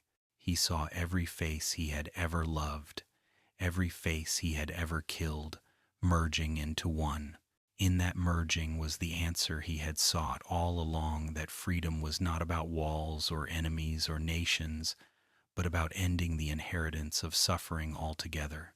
But the only way to end it was to become the very thing the world could unite against, to be the monster that would force humanity to remember what it meant to be human. He stopped explaining himself. He stopped asking for understanding. He stopped waiting for permission. Eren Yeager had become the vanguard of destruction, not out of hatred, but out of love, twisted into something unrecognizable. He had become the embodiment of every contradiction that ever haunted mankind: savior and destroyer, victim and oppressor, freedom and extinction. And as he stood beneath the open sky, wind brushing against his face, he whispered words no one heard, not a prayer, not a vow, but an acknowledgement. There's no going back. The sea that had once seemed infinite now looked small beneath him. The world had drawn its borders. He would erase them all. And though his heart still beat with the echo of those he'd sworn to protect, it was no longer enough. He was no longer fighting for life. He was fighting for the end of its suffering. Somewhere far behind him, Armin still dreamed of the ocean, and Mikasa still waited for the boy who had once smiled through the dust. But the tide had turned, and the world, whether ready or not, was about to wake from its long, bloody sleep, because Eren Jaeger, the boy, the soldier, the Titan, had finally become the storm. It was always going to end where it began, in the shadow of the walls, where dreams first shattered and history began to breathe again. Shiganshina, once a quiet district of laughter and laundry lines, now stood as the boundary between myth and truth, between the world humanity had imagined and the world that had always been waiting. The streets that once echoed with children's games were silent now, the stones cracked, the houses hollowed by time. But beneath that stillness, something pulsed the weight of memory, the heartbeat of destiny, drawing all its threads back to the place where it first unraveled. The scouts had returned to reclaim what had been lost, though they knew that victory was never the goal, only revelation. Commander Erwin rode at their head, his face carved from resolve, his eyes already staring into the beyond. Around him rode soldiers who had grown old in youth, whose hands trembled, not from fear but from remembering too much. They carried with them not weapons, but questions: what was freedom, and what price did it demand? The sun rose behind them like an omen, spilling gold over the broken rooftops, as if to bless the battlefield with light it didn't deserve. Eren was quiet that morning, his expression unreadable. The boy who had once promised to kill every Titan now rode toward them, not with hatred, but with purpose. His eyes, calm and cold, were fixed on the horizon, as if he were looking beyond the fight already, beyond even victory, into something only he could see. Mikasa rode beside him, her hand never far from her blades, her breath steady, her silence thicker than words. Armin followed close behind, his mind racing, every sound and shadow becoming calculation, each movement a thread in a web of survival. The enemy waited beyond the ruins: Reiner, the armored titan; Bertolt, the colossal; and somewhere unseen, Zeke, the beast titan, watching, waiting, orchestrating. It was not merely a battle between armies, it was a confrontation between eras, between the old world and the one struggling to be born. The air itself felt charged, as if the universe had paused to witness what humanity would do with its final chance. When the first flare rose, the silence broke like glass. Horses charged, engines hissed, grappling lines cut through the air with the song of steel. The world became motion, heat, and instinct. The scouts split, some to draw out the armored titan, others to protect Eren. The ground trembled beneath the weight of transformation, that familiar explosion of light and steam, and once more, gods, made of flesh and rage, walked the earth. The titans collided with the fury of storms. Eren and Reiner, brothers in suffering, locked in combat that was both punishment and confession. Each strike was not just violence but history, centuries of guilt condensed into blows. On the other side of the wall, Erwin faced Zeke, the beast titan, standing tall amid the wreckage, hurling boulders with precision, turning men to red dust in the wind. It was slaughter, disguised as strategy. Yet even as death closed in, Erwin smiled, not in joy, but in peace. He knew what this moment demanded. He turned to his men, his voice carrying through chaos like a sermon. "We are going to charge, we will ride, and we will die. But in dying, we will give meaning to those who live." His soldiers nodded, tears caught in the corners of their eyes, and then they rode a wall of courage against inevitability, their cries echoing as they disappeared into the storm. Levi alone broke through, his blades flashing like lightning, fury distilled into movement. When he struck the beast titan, it was with the vengeance of every fallen comrade. Blood fell like rain, and for a heartbeat, the impossible seemed possible again.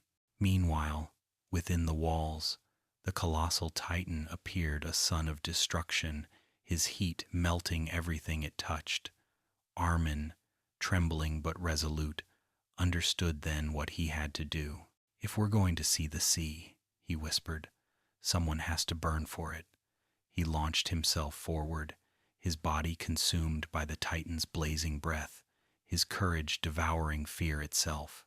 The world exploded in white light.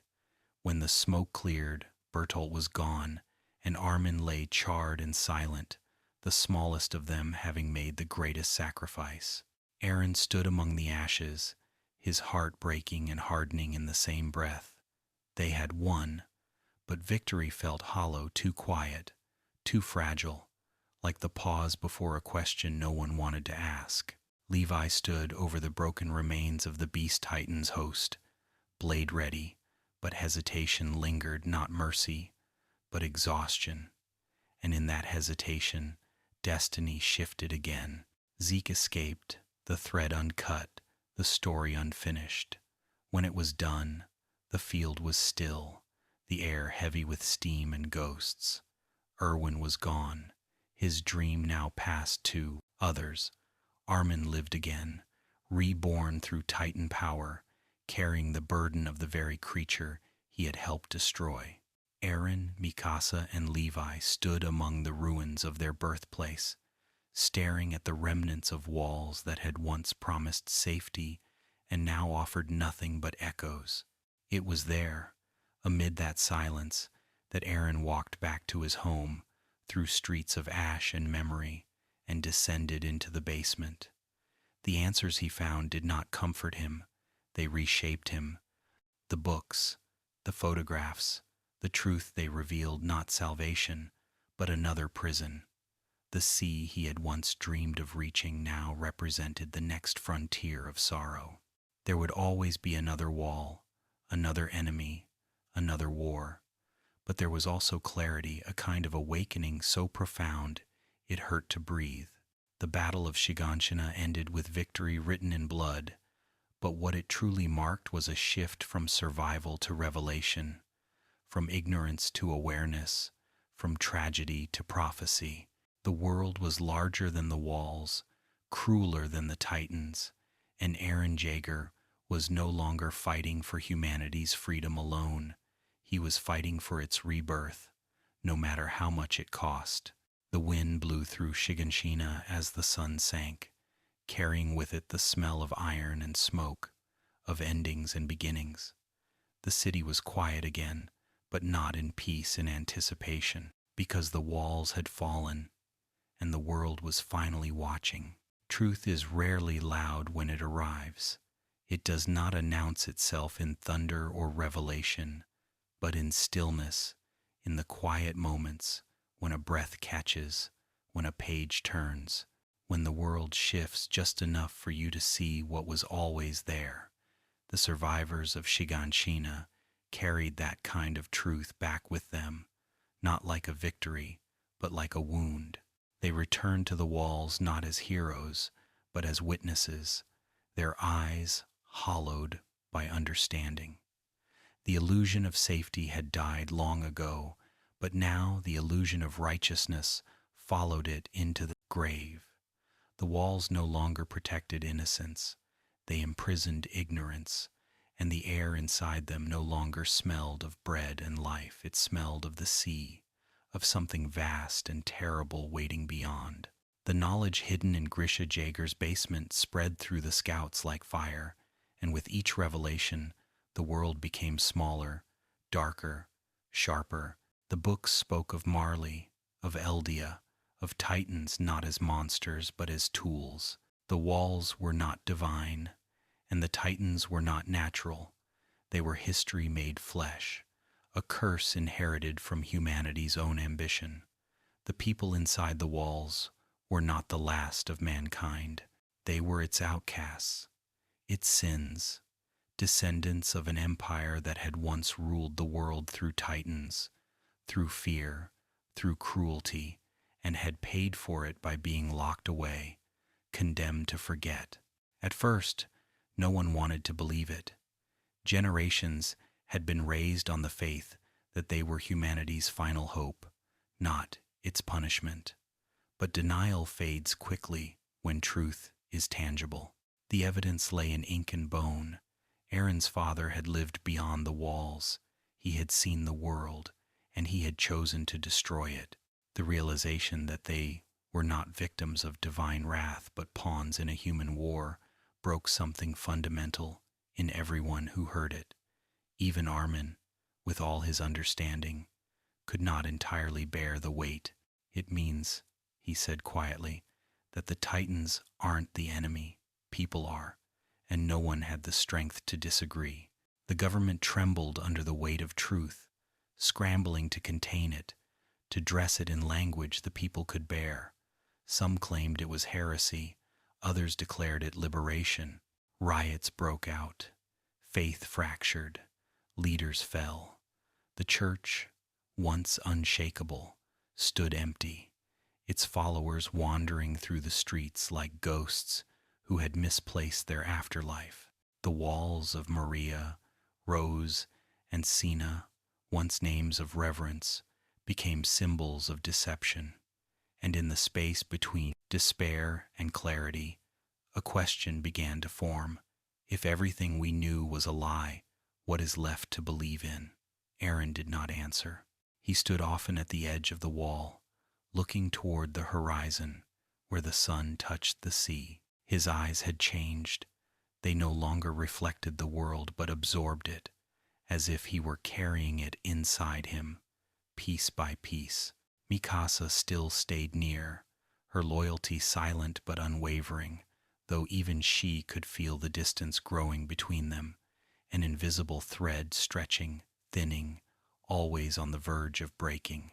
Armin spoke to him often, about plans, about the sea, about the world beyond, but Aaron's replies grew shorter each time, his voice quieter, his thoughts heavier. He had seen the truth, and he was already thinking beyond it. Levi, ever watchful, ever pragmatic, sensed what the others did not want to name, that Aaron was changing in ways no training or discipline could restrain. The founding Titan's power was not merely strength, it was memory. With each transformation, each encounter, Aaron glimpsed more of the past, not just his father's, but others before him, fragments of lives spanning centuries. He saw Ymir, the first Titan, kneeling before kings, her body breaking beneath chains of devotion and fear. He saw empires rise and fall, each one claiming righteousness, each one justifying cruelty as necessity. He saw the pattern and understood that he was its latest iteration, its next necessary tragedy. The truth of the world was not that humanity was divided between good and evil. It was that humanity was addicted to division itself. Every wall, every nation, every war, all built from the same desire to define safety by exclusion. The Titans were not the problem, they were the proof that humanity would rather create monsters than face its own reflection. For Aaron, that understanding was not enlightenment, it was torment. He walked among his comrades with calm detachment, his smile thinner, his laughter absent. He still fought, still planned, still lived, but the fire within him had turned blue, quiet and consuming. He stopped speaking about dreams. He started speaking about inevitability. When Armin spoke of diplomacy, of bridges and understanding, Aaron only said, "They'll never forgive us, not for being born." And in that single sentence he revealed what he had already decided. If the world would not allow Eldians to live, then he would make a world where it no longer had the choice. The scouts, for all their courage, could not see the full picture yet. To them, the world beyond the sea was still a mystery to be explored. To Aaron, it was a target.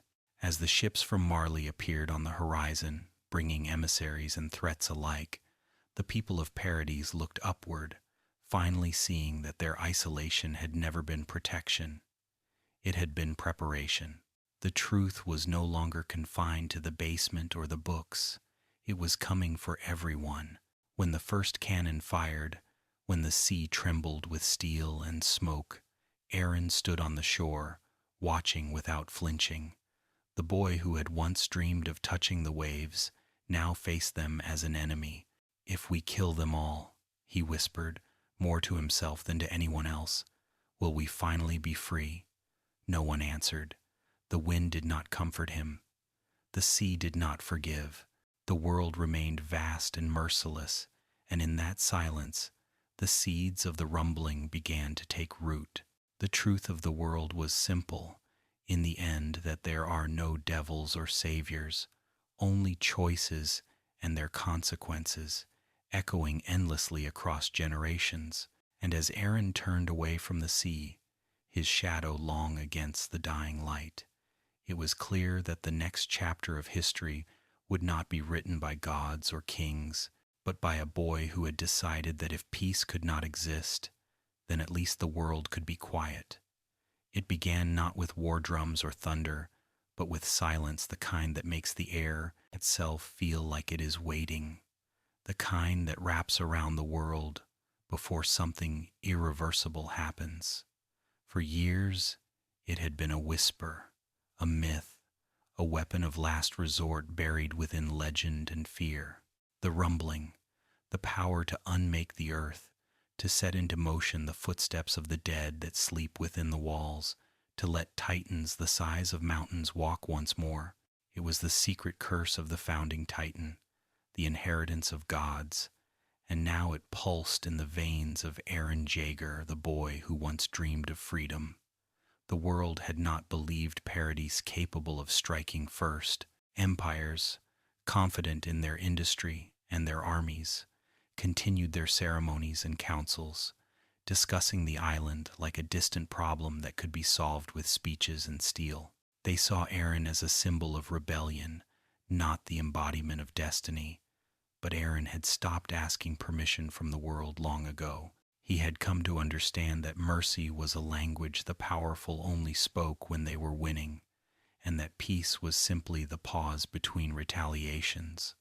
So he acted quietly, precisely, without hesitation. He touched the power of the founding Titan, and the earth itself began to tremble. Across Paradis, people felt it before they heard it, a vibration in their bones, a hum in the walls, the deep groaning of stone and flesh awakening after a century of stillness. Birds fled the skies, horses screamed in their stables, and then the walls began to crack. Not crumble crack, like shells splitting open to reveal the horror inside. Steam rose, white and endless, as the colossal titans embedded within began to stir, their forms glinting red and gold in the sun, their eyes empty yet ancient. Humanity's prison had become its army. The rumbling was not an explosion, it was a heartbeat. Thousands upon thousands of titans, each one a monument to fear, stepping forward in perfect rhythm, shaking the ground, splitting the seas, flattening mountains with mere weight of their existence. The sky filled with dust, the air thickened with heat, and the sound that endless, pounding march carried across oceans, a message written in footsteps. The world had awoken the monster it had made, and now it would learn what it meant to tremble. In the paths, that strange realm between life and memory, Aaron stood surrounded by the threads of all existence, a lattice of light connecting every Eldian who had ever lived or would ever live. There, time had no meaning.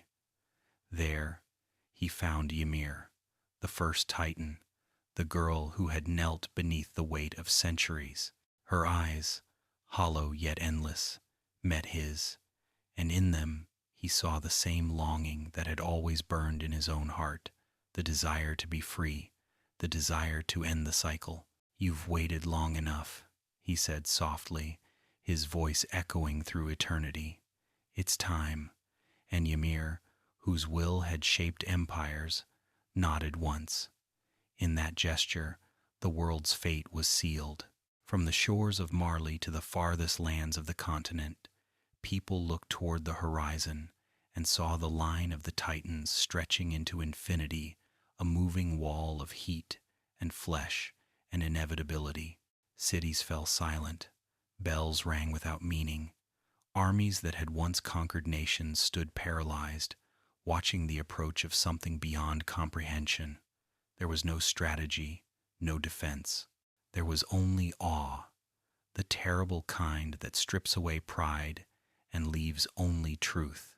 Aaron's voice carried through the minds of every Eldian not as sound, but as thought, vast and calm, resonant like the voice of a god who no longer cared to be worshipped. "You have always been seen as devils," he said. "The world has always feared us. Now the world will fear no more, because there will be no world left to fear." The words did not tremble, did not waver. They were not anger, not vengeance. They were resignation made divine, a declaration not of war, but of erasure. Mikasa, Armin, and the others listened, hearts breaking as they realized what he had become.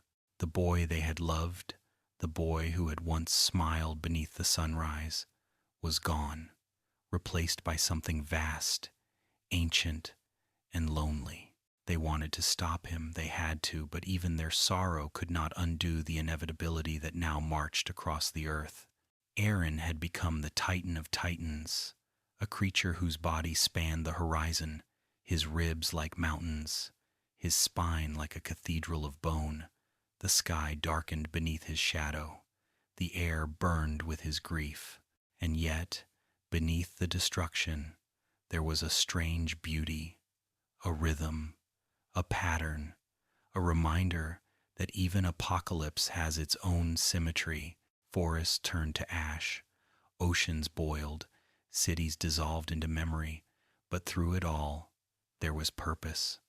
Aaron was not destroying the world out of cruelty. He was unmaking it so that something else might exist, a silence without suffering, a reset for a species that had long forgotten how to live without chains. Whether it was salvation or madness no longer mattered. It was simply what had to be. The rumbling continued for days, perhaps weeks, time itself, lost meaning under its weight. The sound of footsteps became the sound of history ending, the heartbeat of a world that had finally grown too tired to endure itself. And within it, Aaron remained still, not joyous, not triumphant, only resolute. He carried within him every face he had ever known: his mother, his father, Armin, Mikasa, the soldiers, the innocents, the monsters, all of them marching with him, all of them part of the same final act. When Mikasa dreamed at night, she saw him standing alone in a field of dust and light, his eyes soft again, his voice gentle as it once was. "You'll understand one day," he would say, smiling that familiar, tragic smile. "I just wanted you to be free." She would reach for him, but he would fade, like smoke caught in wind. And when she awoke, the sound of distant thunder would still be there, not in the sky, but beneath the ground, the march of titans still echoing, the sound of freedom turning the world to ash. The rumbling was not simply destruction, it was confession. The world had created monsters for centuries. Aaron had only let them walk, and as the last walls crumbled, both real and imagined, the earth itself seemed to sigh, not in pain, but in relief, as if finally, after all this time, it could rest. The end of the world did not come with noise, but with quiet, the kind of quiet that follows a storm too vast to comprehend, when even the wind seems afraid to move. The footsteps of the rumbling slowed, then faded, leaving behind a scarred earth where oceans had boiled away and mountains had fallen to dust. What remained was not victory or ruin, but stillness, a stillness so profound that it felt like the planet itself had paused to remember what it had lost. The Titans stood like statues in the distance, their purpose fulfilled, their silence more terrible than their march had ever been. Somewhere within that endless stillness, Aaron Jaeger stood alone. Or perhaps what remained of him stood. It was difficult to tell where the boy ended and the god began. His titan form stretched across the horizon, a cathedral of bones and steam, vast enough to swallow the sky. His heartbeat, once thunder, was now a fading whisper, steady but slowing, as if the power that had sustained him was finally running out. The boy who had once shouted his defiance at heaven now simply breathed, as though each inhale was an apology to the world he had undone. The others were coming for him: Mikasa, Armin, Levi, and what remained of the scouts, not as enemies, not even as saviors, but as witnesses. They had crossed continents, waded through the ashes of civilizations, survived on determination alone.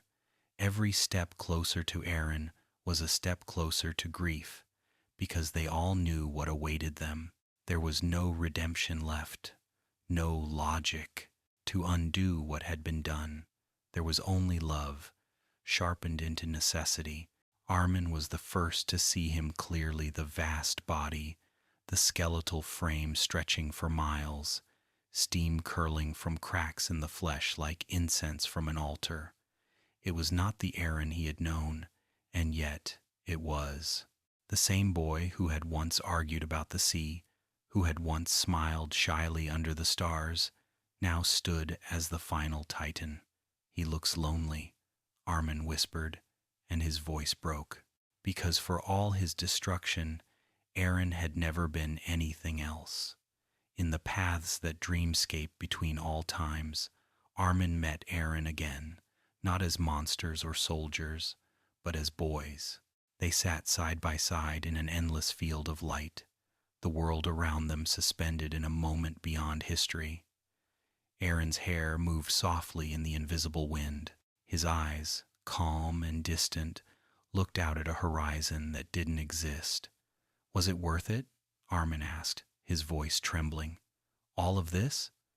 Aaron didn't answer at first. He just watched the light shifting, watched the shapes of what had been and what could never be again. Then, quietly, he said, I wanted to give you all a chance to live, even if it meant I couldn't. It was not justification. It was confession. He had seen futures where they died, where the world crushed them, where history repeated itself endlessly.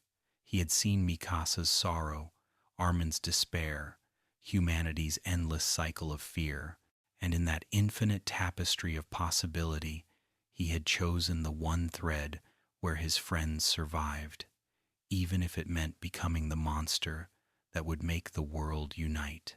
Freedom, he had realized too late, was not the absence of chains, it was the acceptance of them, and the choice to bear them so others did not have to. When Mikasa reached him, the world was already quiet. She moved through the ruins of Titans, through air heavy with heat and grief.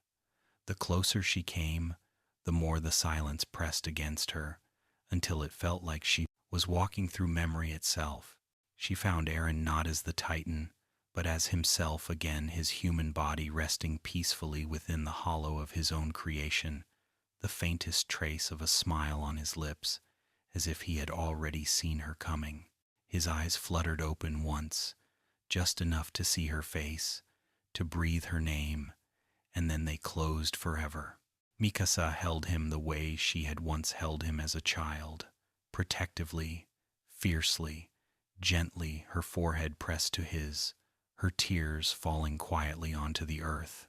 Around them, the steam began to fade, the light dimmed, and for the first time in centuries, the Titans dissolved. One by one, their forms broke apart into dust and air, returning to whatever they had once been. The curse of Ymir ended not in battle, but in mercy, in a single act of love stronger than any curse ever cast. Armin found her later, sitting beside Aaron's body, her cloak wrapped around him, her eyes calm but empty. It's over, she said softly, though her voice carried the weight of every ending that had ever existed. And in that moment, even Armin, the boy of endless words, could find none. The world had survived, but survival no longer felt like victory. It felt like memory, stretching endlessly into a future they did not yet understand. Levi buried the fallen quietly. He planted a single flower in the soil beside Aaron's grave, a small, white bloom that trembled in the breeze. He did not pray. He only nodded, as if acknowledging an equal. He had lived long enough to know that heroes and monsters are often the same people seen from different distances. In the years that followed, the earth began to heal. The Titans were gone, their legend fading into myth, their bones returning to the soil. The survivors rebuilt slowly, painfully, uncertainly. Children were born who would never know what it meant to live in a world divided by walls. The sea, once a symbol of sorrow, became blue again. But somewhere, deep in the quiet places of the world, the wind still carried the echo of that boy's name, not as warning, not as curse, but as memory. Aaron Yeager, the boy who dreamed of freedom, who became its cost, the child who wanted to see the ocean, who instead showed humanity its reflection, the monster who ended the age of monsters. His story did not end in triumph or tragedy, but in balance, the thin line between love and destruction, between dream and duty. And in the quiet that followed, the world finally slept, not in fear, not in peace, but in possibility. For even in endings, there is always the faint sound of beginnings, waiting softly beneath the silence.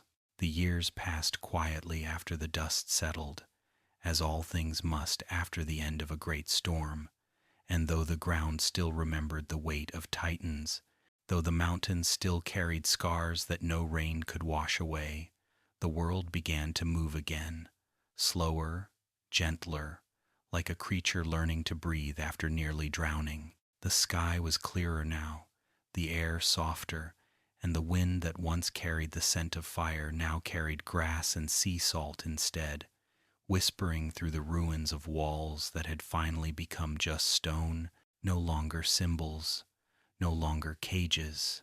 Humanity, bruised but alive, began to rebuild not the world it had lost, but the one it had always secretly longed for.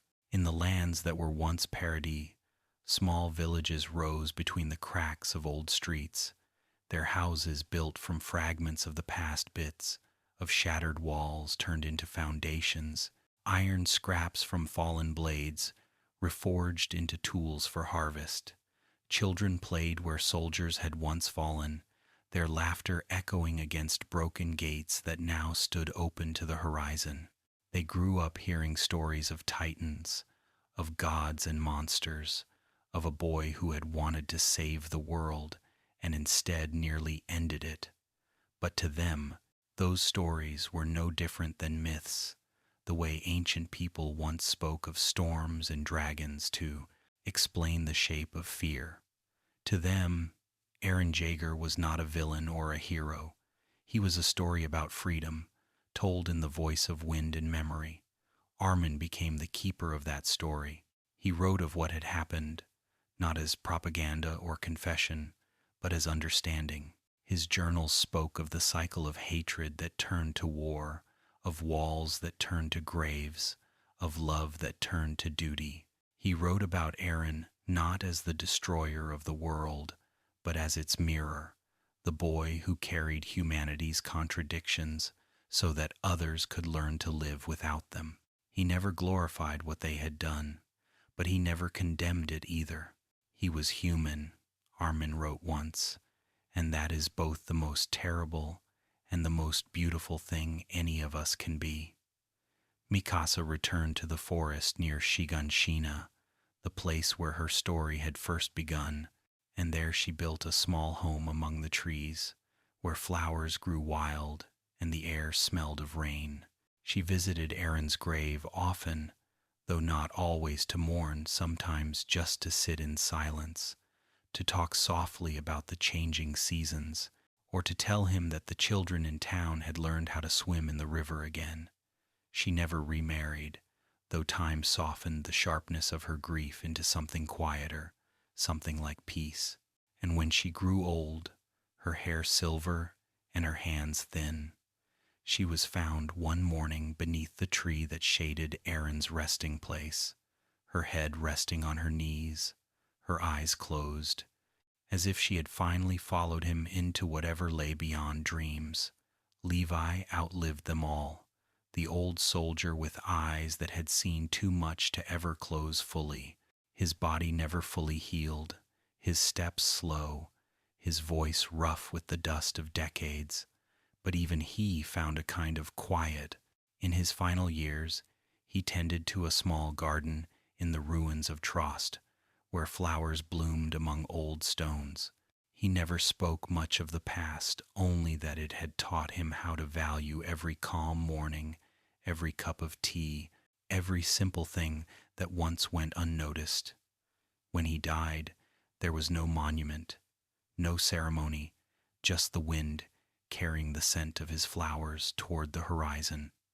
And so time went on. Nations rose again, cautiously, uncertainly. They built cities, wrote treaties, taught children that history was a lesson, not a chain. The memory of Titans faded into the distance, becoming parable, then rumor, then myth. But every now and then, when the clouds drifted low over the mountains, some would say they heard the faint echo of thunder, a reminder that the world had once trembled and survived. Far beyond all of this, in the space where memory and eternity meet, Aaron Yeager stood once more in the field of light, barefoot, unburdened, watching the wind ripple through tall grass that glowed like gold beneath a sun that never set. He felt no pain, no hunger, no rage, only the quiet satisfaction of completion, the sense that the story had ended exactly where it needed to. Beside him, he could almost hear laughter, Armin's soft and wondering, Mikasa's quiet and rare, Sasha's bright and wild, Jean's half annoyed and half grateful. He turned toward the sound, but there was no one there, only light, and the gentle hum of a world reborn. He knelt, running his fingers through the grass, feeling the life beneath it real, fragile, infinite. "You're free now," he murmured, though whether he spoke to humanity, to Ymir, or to himself, no one could say. And as he rose, the light shifted, folding around him, until there was nothing left but the sound of wind through the endless field, carrying his name one last time into forever. Aaron Yeager, a name that once meant anger, now only meaning silence. The boy who became a titan, who became a god, who became a story told to help people sleep at night. And as the stars began to rise over the new world, gentle and distant, the earth beneath them was finally still, not because it had forgotten, but because it had forgiven. Good night, Aaron Yeager. Good night to the walls, the titans, the soldiers, the dreamers. Good night to the old world, and to the new one being born from its ashes. And good night to you, wherever you are. Listening, may you sleep softly, beneath skies that no longer need to burn. When the dust of the ages finally settled, when generations had passed, and the last witnesses of the Titan Age had become nothing more than names carved faintly into stone, the story of the world began again, quiet and unhurried, like the steady unfolding of dawn after 1,000 nights of storm. The lands that had once trembled beneath the feet of monsters were now fields of green and gold, stitched together by rivers that glittered under gentle sunlight, and the air no longer held the smell of smoke and sorrow but the sweetness of rain and soil. Humanity had survived, not because it was pure or strong, but because it had learned, slowly and painfully, how to begin again. The ruins of the walls became part of the landscape, colossal fragments of stone softened by moss and time, their edges worn into shapes of grace instead of terror. Travelers walked among them without fear, unaware that the stones they leaned against had once held giants in their sleep. Children climbed the remnants of old towers and asked their parents if the stories were true, if titans had really once walked the earth. Some adults smiled and said yes, others shook their heads and said no, but none of them could quite remember where the truth ended and the legend began. The world had moved on, and perhaps that was its truest form of mercy. Armin's writings endured in the archives of a small library by the sea. Scholars debated them, poets quoted them, and lovers of quiet stories found in his words the same mixture of sorrow and hope that life always demands. He never called himself a hero, nor did he call Aaron a monster. Instead, he wrote of the strange tenderness of history, how the same hands that build walls also plant gardens, how the same hearts that wage war also dream of peace. He wrote that freedom is not a destination but a rhythm, something that moves through generations like wind through trees, impossible to hold but always there, always waiting. In distant lands, people spoke different tongues but shared the same story. The details shifted with every telling in one version. Aaron was a god who fell from the heavens. In another, a man who sacrificed himself to end an endless war. In another still, a nameless wanderer who turned into a storm. None of these were true, and all of them were, because stories are how humanity remembers its truths without being broken by them. They turn the pain of the past into something gentle enough to sing to their children before sleep. And so the centuries folded quietly, one into another. The world built cities again, this time without walls. They built bridges over the ruins of rivers that had once been red, and their lights shone softly at night, reflections trembling in the water like stars reborn. In this world, fear had not vanished, but it had changed shape, smaller, more personal, the kind that reminds people they are alive. No one spoke of titans anymore, but sometimes, when the moon was full and the wind was still, the ocean seemed to hum faintly, as if remembering. Somewhere near the edge of that ocean, beneath a hill where wildflowers swayed in every color of dawn, lay a single grave beneath a tree that had grown thick and tall with time. Its branches arched wide over the earth, its roots deep and patient, and when the wind blew, the leaves made a sound like distant footsteps fading into silence. There was no inscription on the stone, only a mark worn smooth by rain and years. Travelers often rested there, unaware of whose bones slept beneath, only that the place felt peaceful, that the air there carried something ancient and forgiving. Sometimes children left flowers, sometimes birds sang, and sometimes, when the wind shifted just right, the sound it made through the branches almost resembled a voice soft, familiar, saying nothing but meaning everything. The titans were gone, but their echo had shaped the world. And though people no longer remembered the name Eren Yeager as anything more than myth, the essence of his story remained woven into the world's rhythm, the lesson that freedom and fear are twins, that every end is another beginning, and that even destruction can be an act of love if it gives life a chance to continue. Night returned, as it always does, soft and unhurried, the sky spilling stars across the quiet earth. Somewhere far away, waves rolled gently against the shore, their rhythm steady, eternal. The world exhaled, the story slept, and in that sleep, history dreamed of walls that never rose, of skies that never darkened, of children laughing beneath the endless open blue. Good night to the sea, patient and unending. Good night to the grass that grows where fear once stood. Good night to the memory of titans and to the boy who freed them from their chains. Good night, at last, to the long echo of footsteps, fading now into the hush of peace. The world was quiet again, and in that quiet, it was finally free. Even after peace has settled and the world has forgotten the shape of its former fears, memory never dies completely. It only changes form, softening into something like wind or light, or the faint hum of an old song heard through the walls of sleep.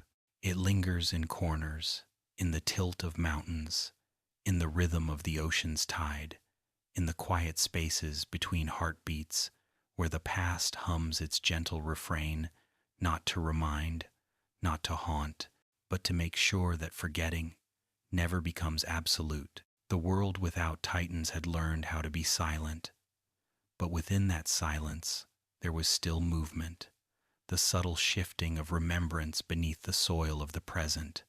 In the cities that stood where once walls had confined, people walked freely beneath open skies, their faces turned toward the sun without fear of shadows overhead.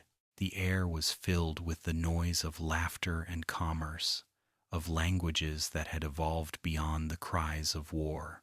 And yet, on certain days when the wind came from the sea, some would pause mid-sentence, eyes distant, as if hearing something faint and ancient calling from across the waves.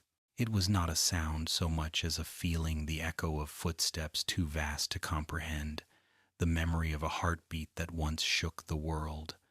Artists began to paint the past not as horror but as wonder, Murals of giants walking through mist adorned the walls of quiet towns, their faces serene, their eyes closed, as if they were not destroyers but dreamers. Children touched those painted faces and asked their teachers if such beings had truly lived, and the teachers, uncertain themselves, would smile and say, "Perhaps," for what is truth when it has been rewritten so many times that it becomes myth? What matters is not the accuracy of memory, but its endurance, the way it continues to breathe through those who come after.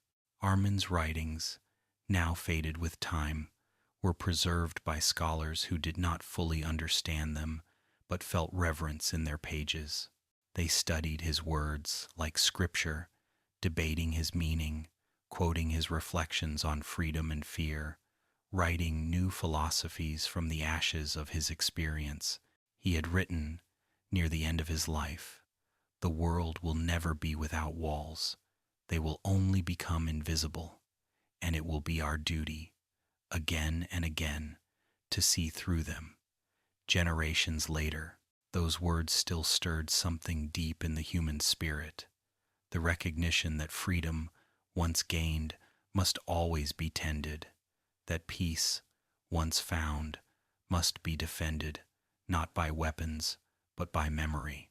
And Mikasa's grave beneath the great tree became a place of pilgrimage, not because of who she was, but because of what she represented: steadfastness, devotion, the quiet strength of love that endures even when everything else has turned to dust.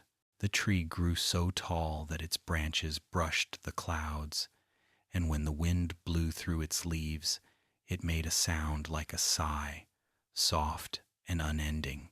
People said it was the earth breathing, remembering, forgiving.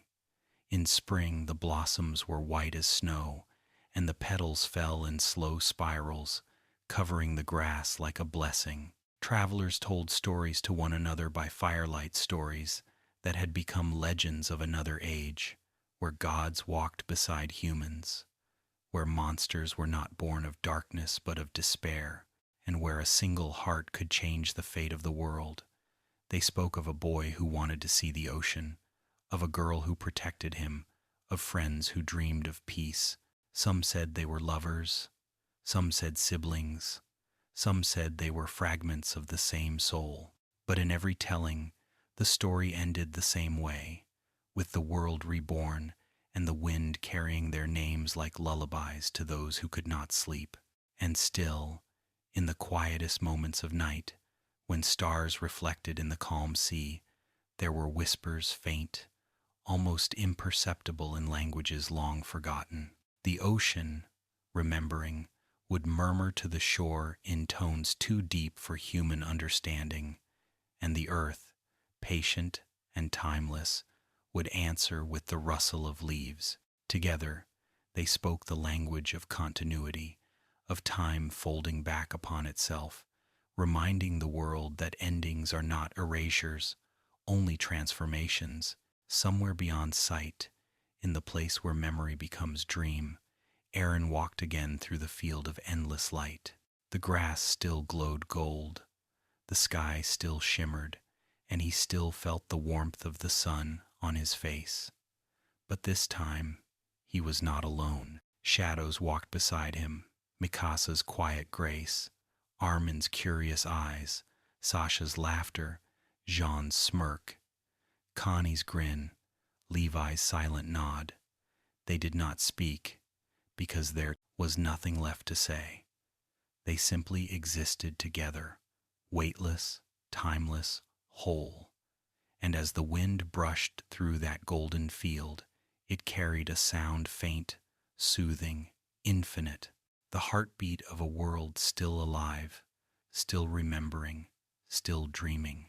For even after the Titans, after the wars, after the sorrow, what remained was the same thing that had begun it all: humanity, fragile and stubborn, still reaching toward the light. So sleep now, dear world, sleep in the calm that follows centuries of noise. Sleep in the warmth of your own forgiveness. Sleep, knowing that even when you forget, the earth remembers for you.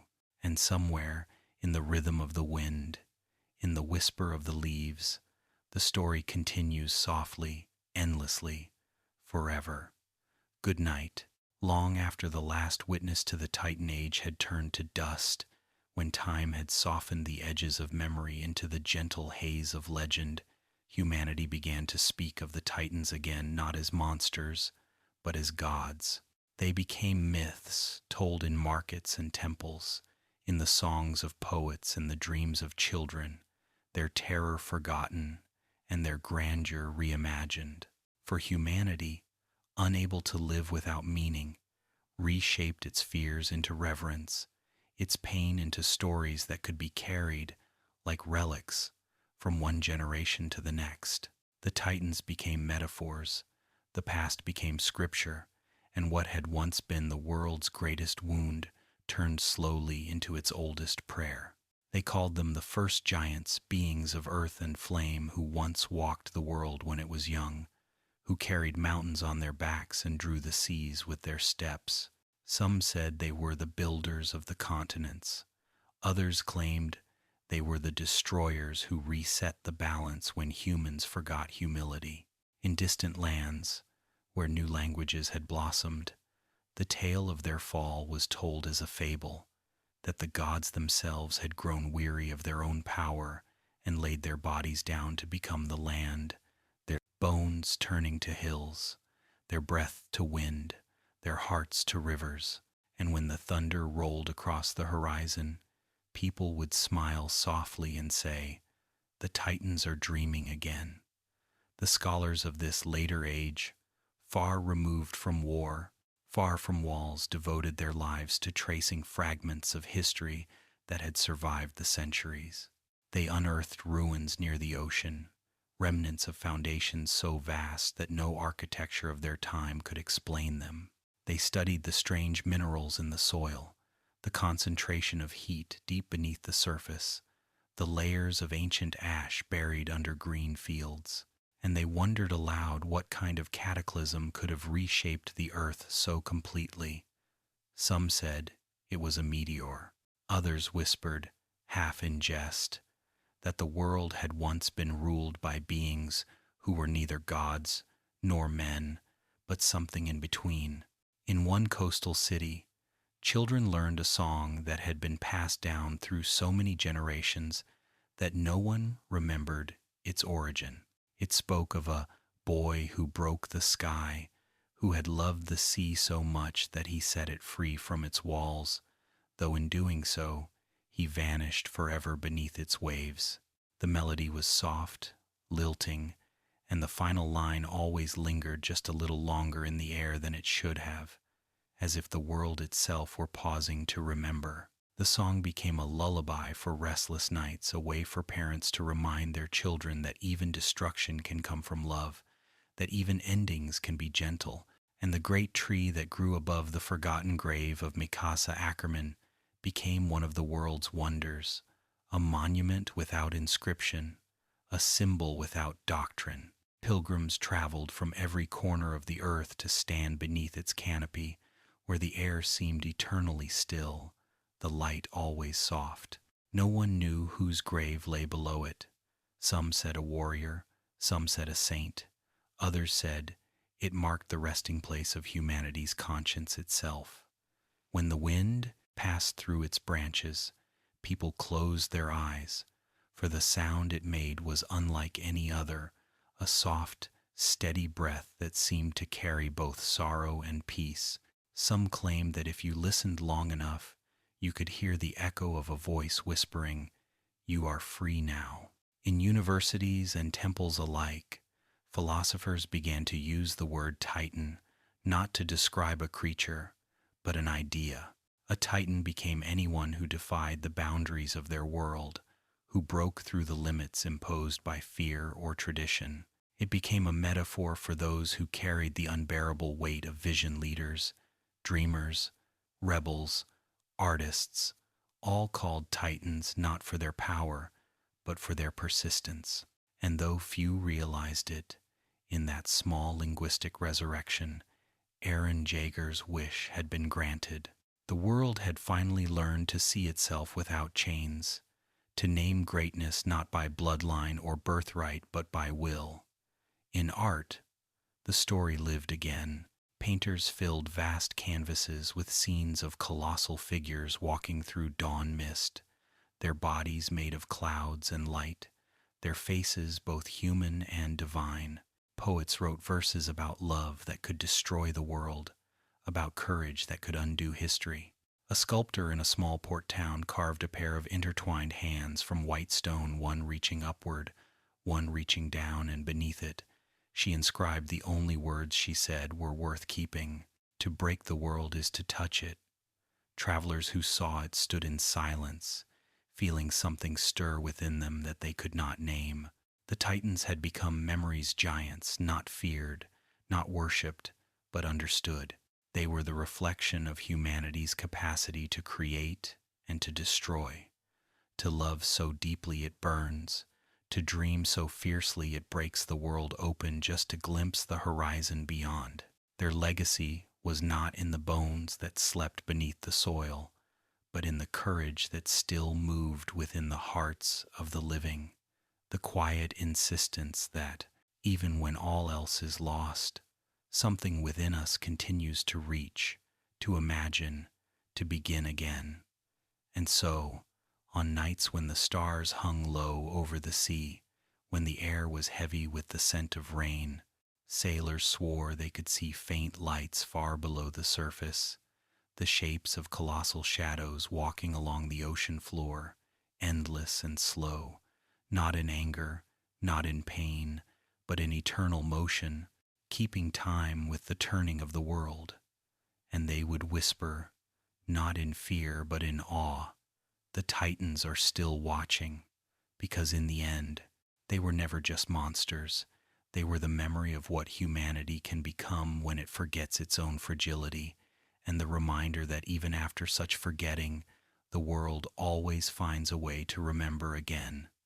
So rest now in the quiet after history, where even the shadows have softened, and the stories that once carried terror now carry light. For the Titans are not gone, they are asleep.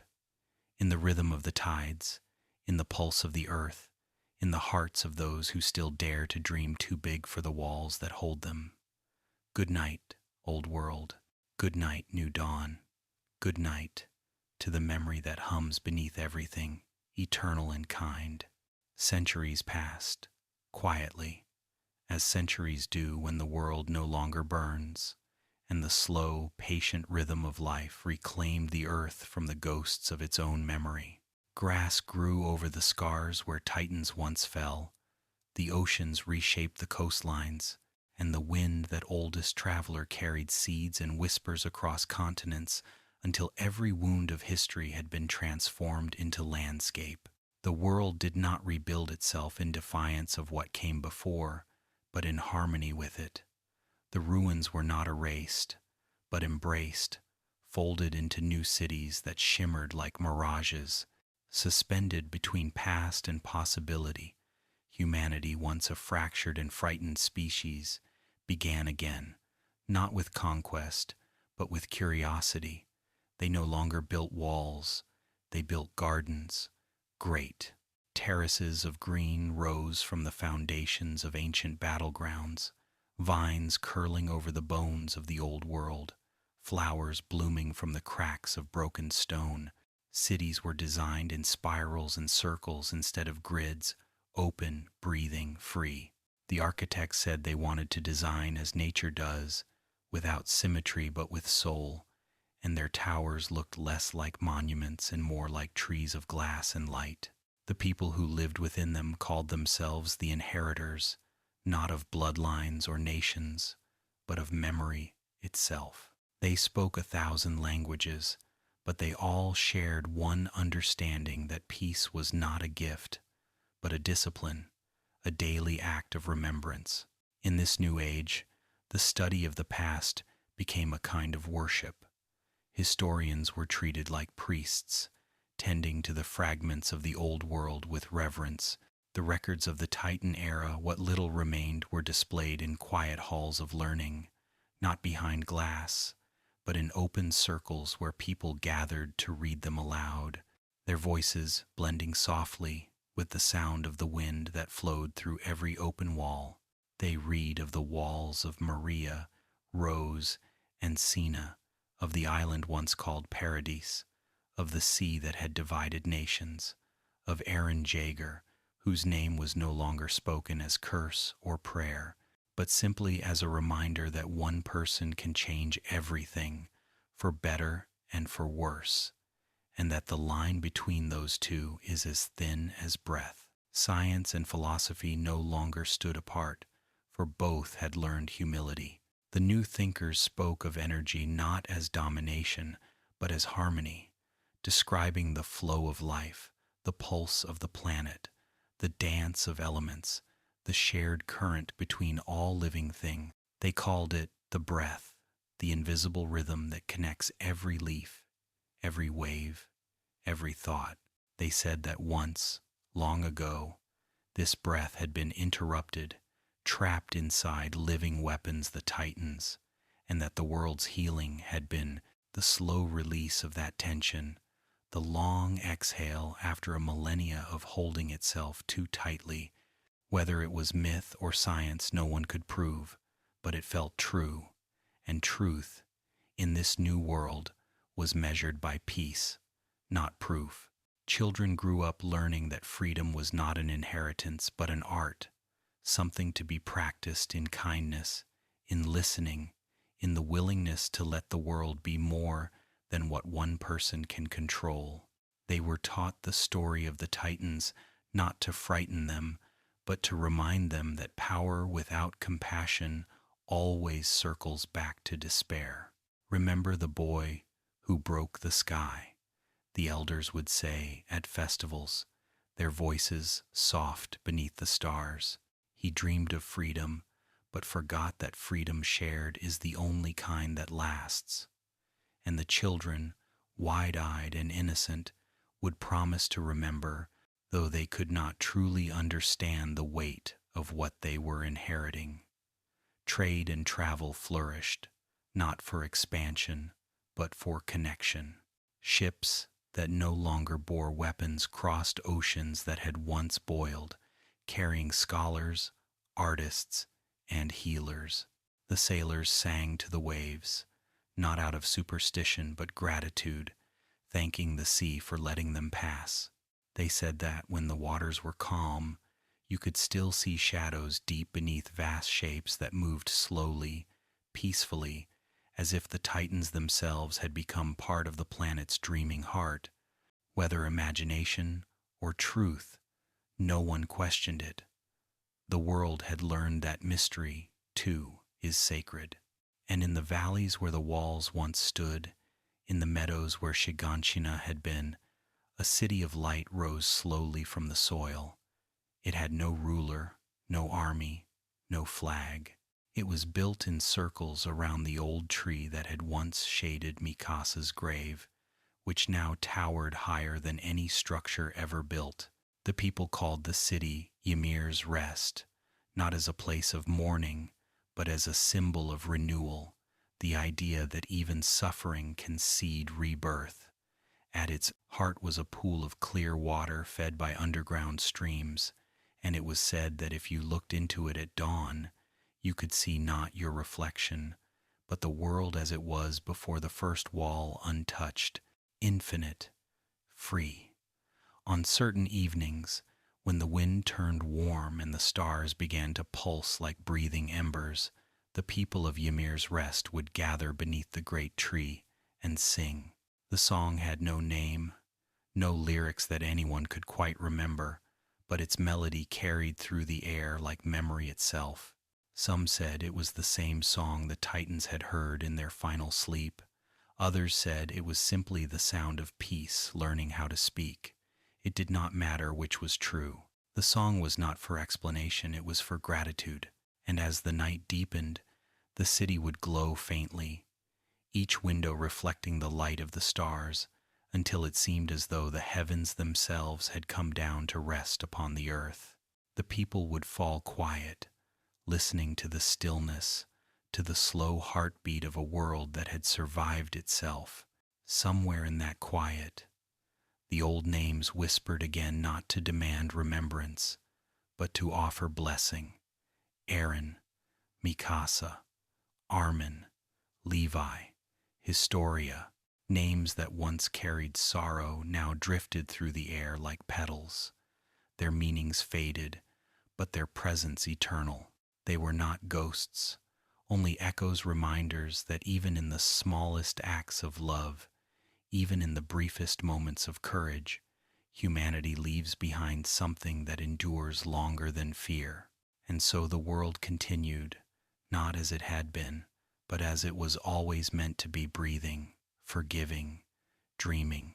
The rebirth of humanity was not a revolution or a revelation. It was simply the moment when the world, for the first time in memory, realized it no longer needed saving.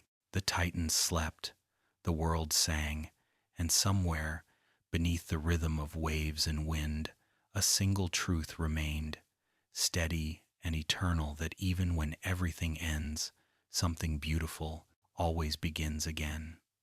Good night to the new earth. Good night to the hands that rebuilt it. Good night to the dreams that became foundations and the hearts that refused to stop beating. Good night, humanity awake, forgiven, alive,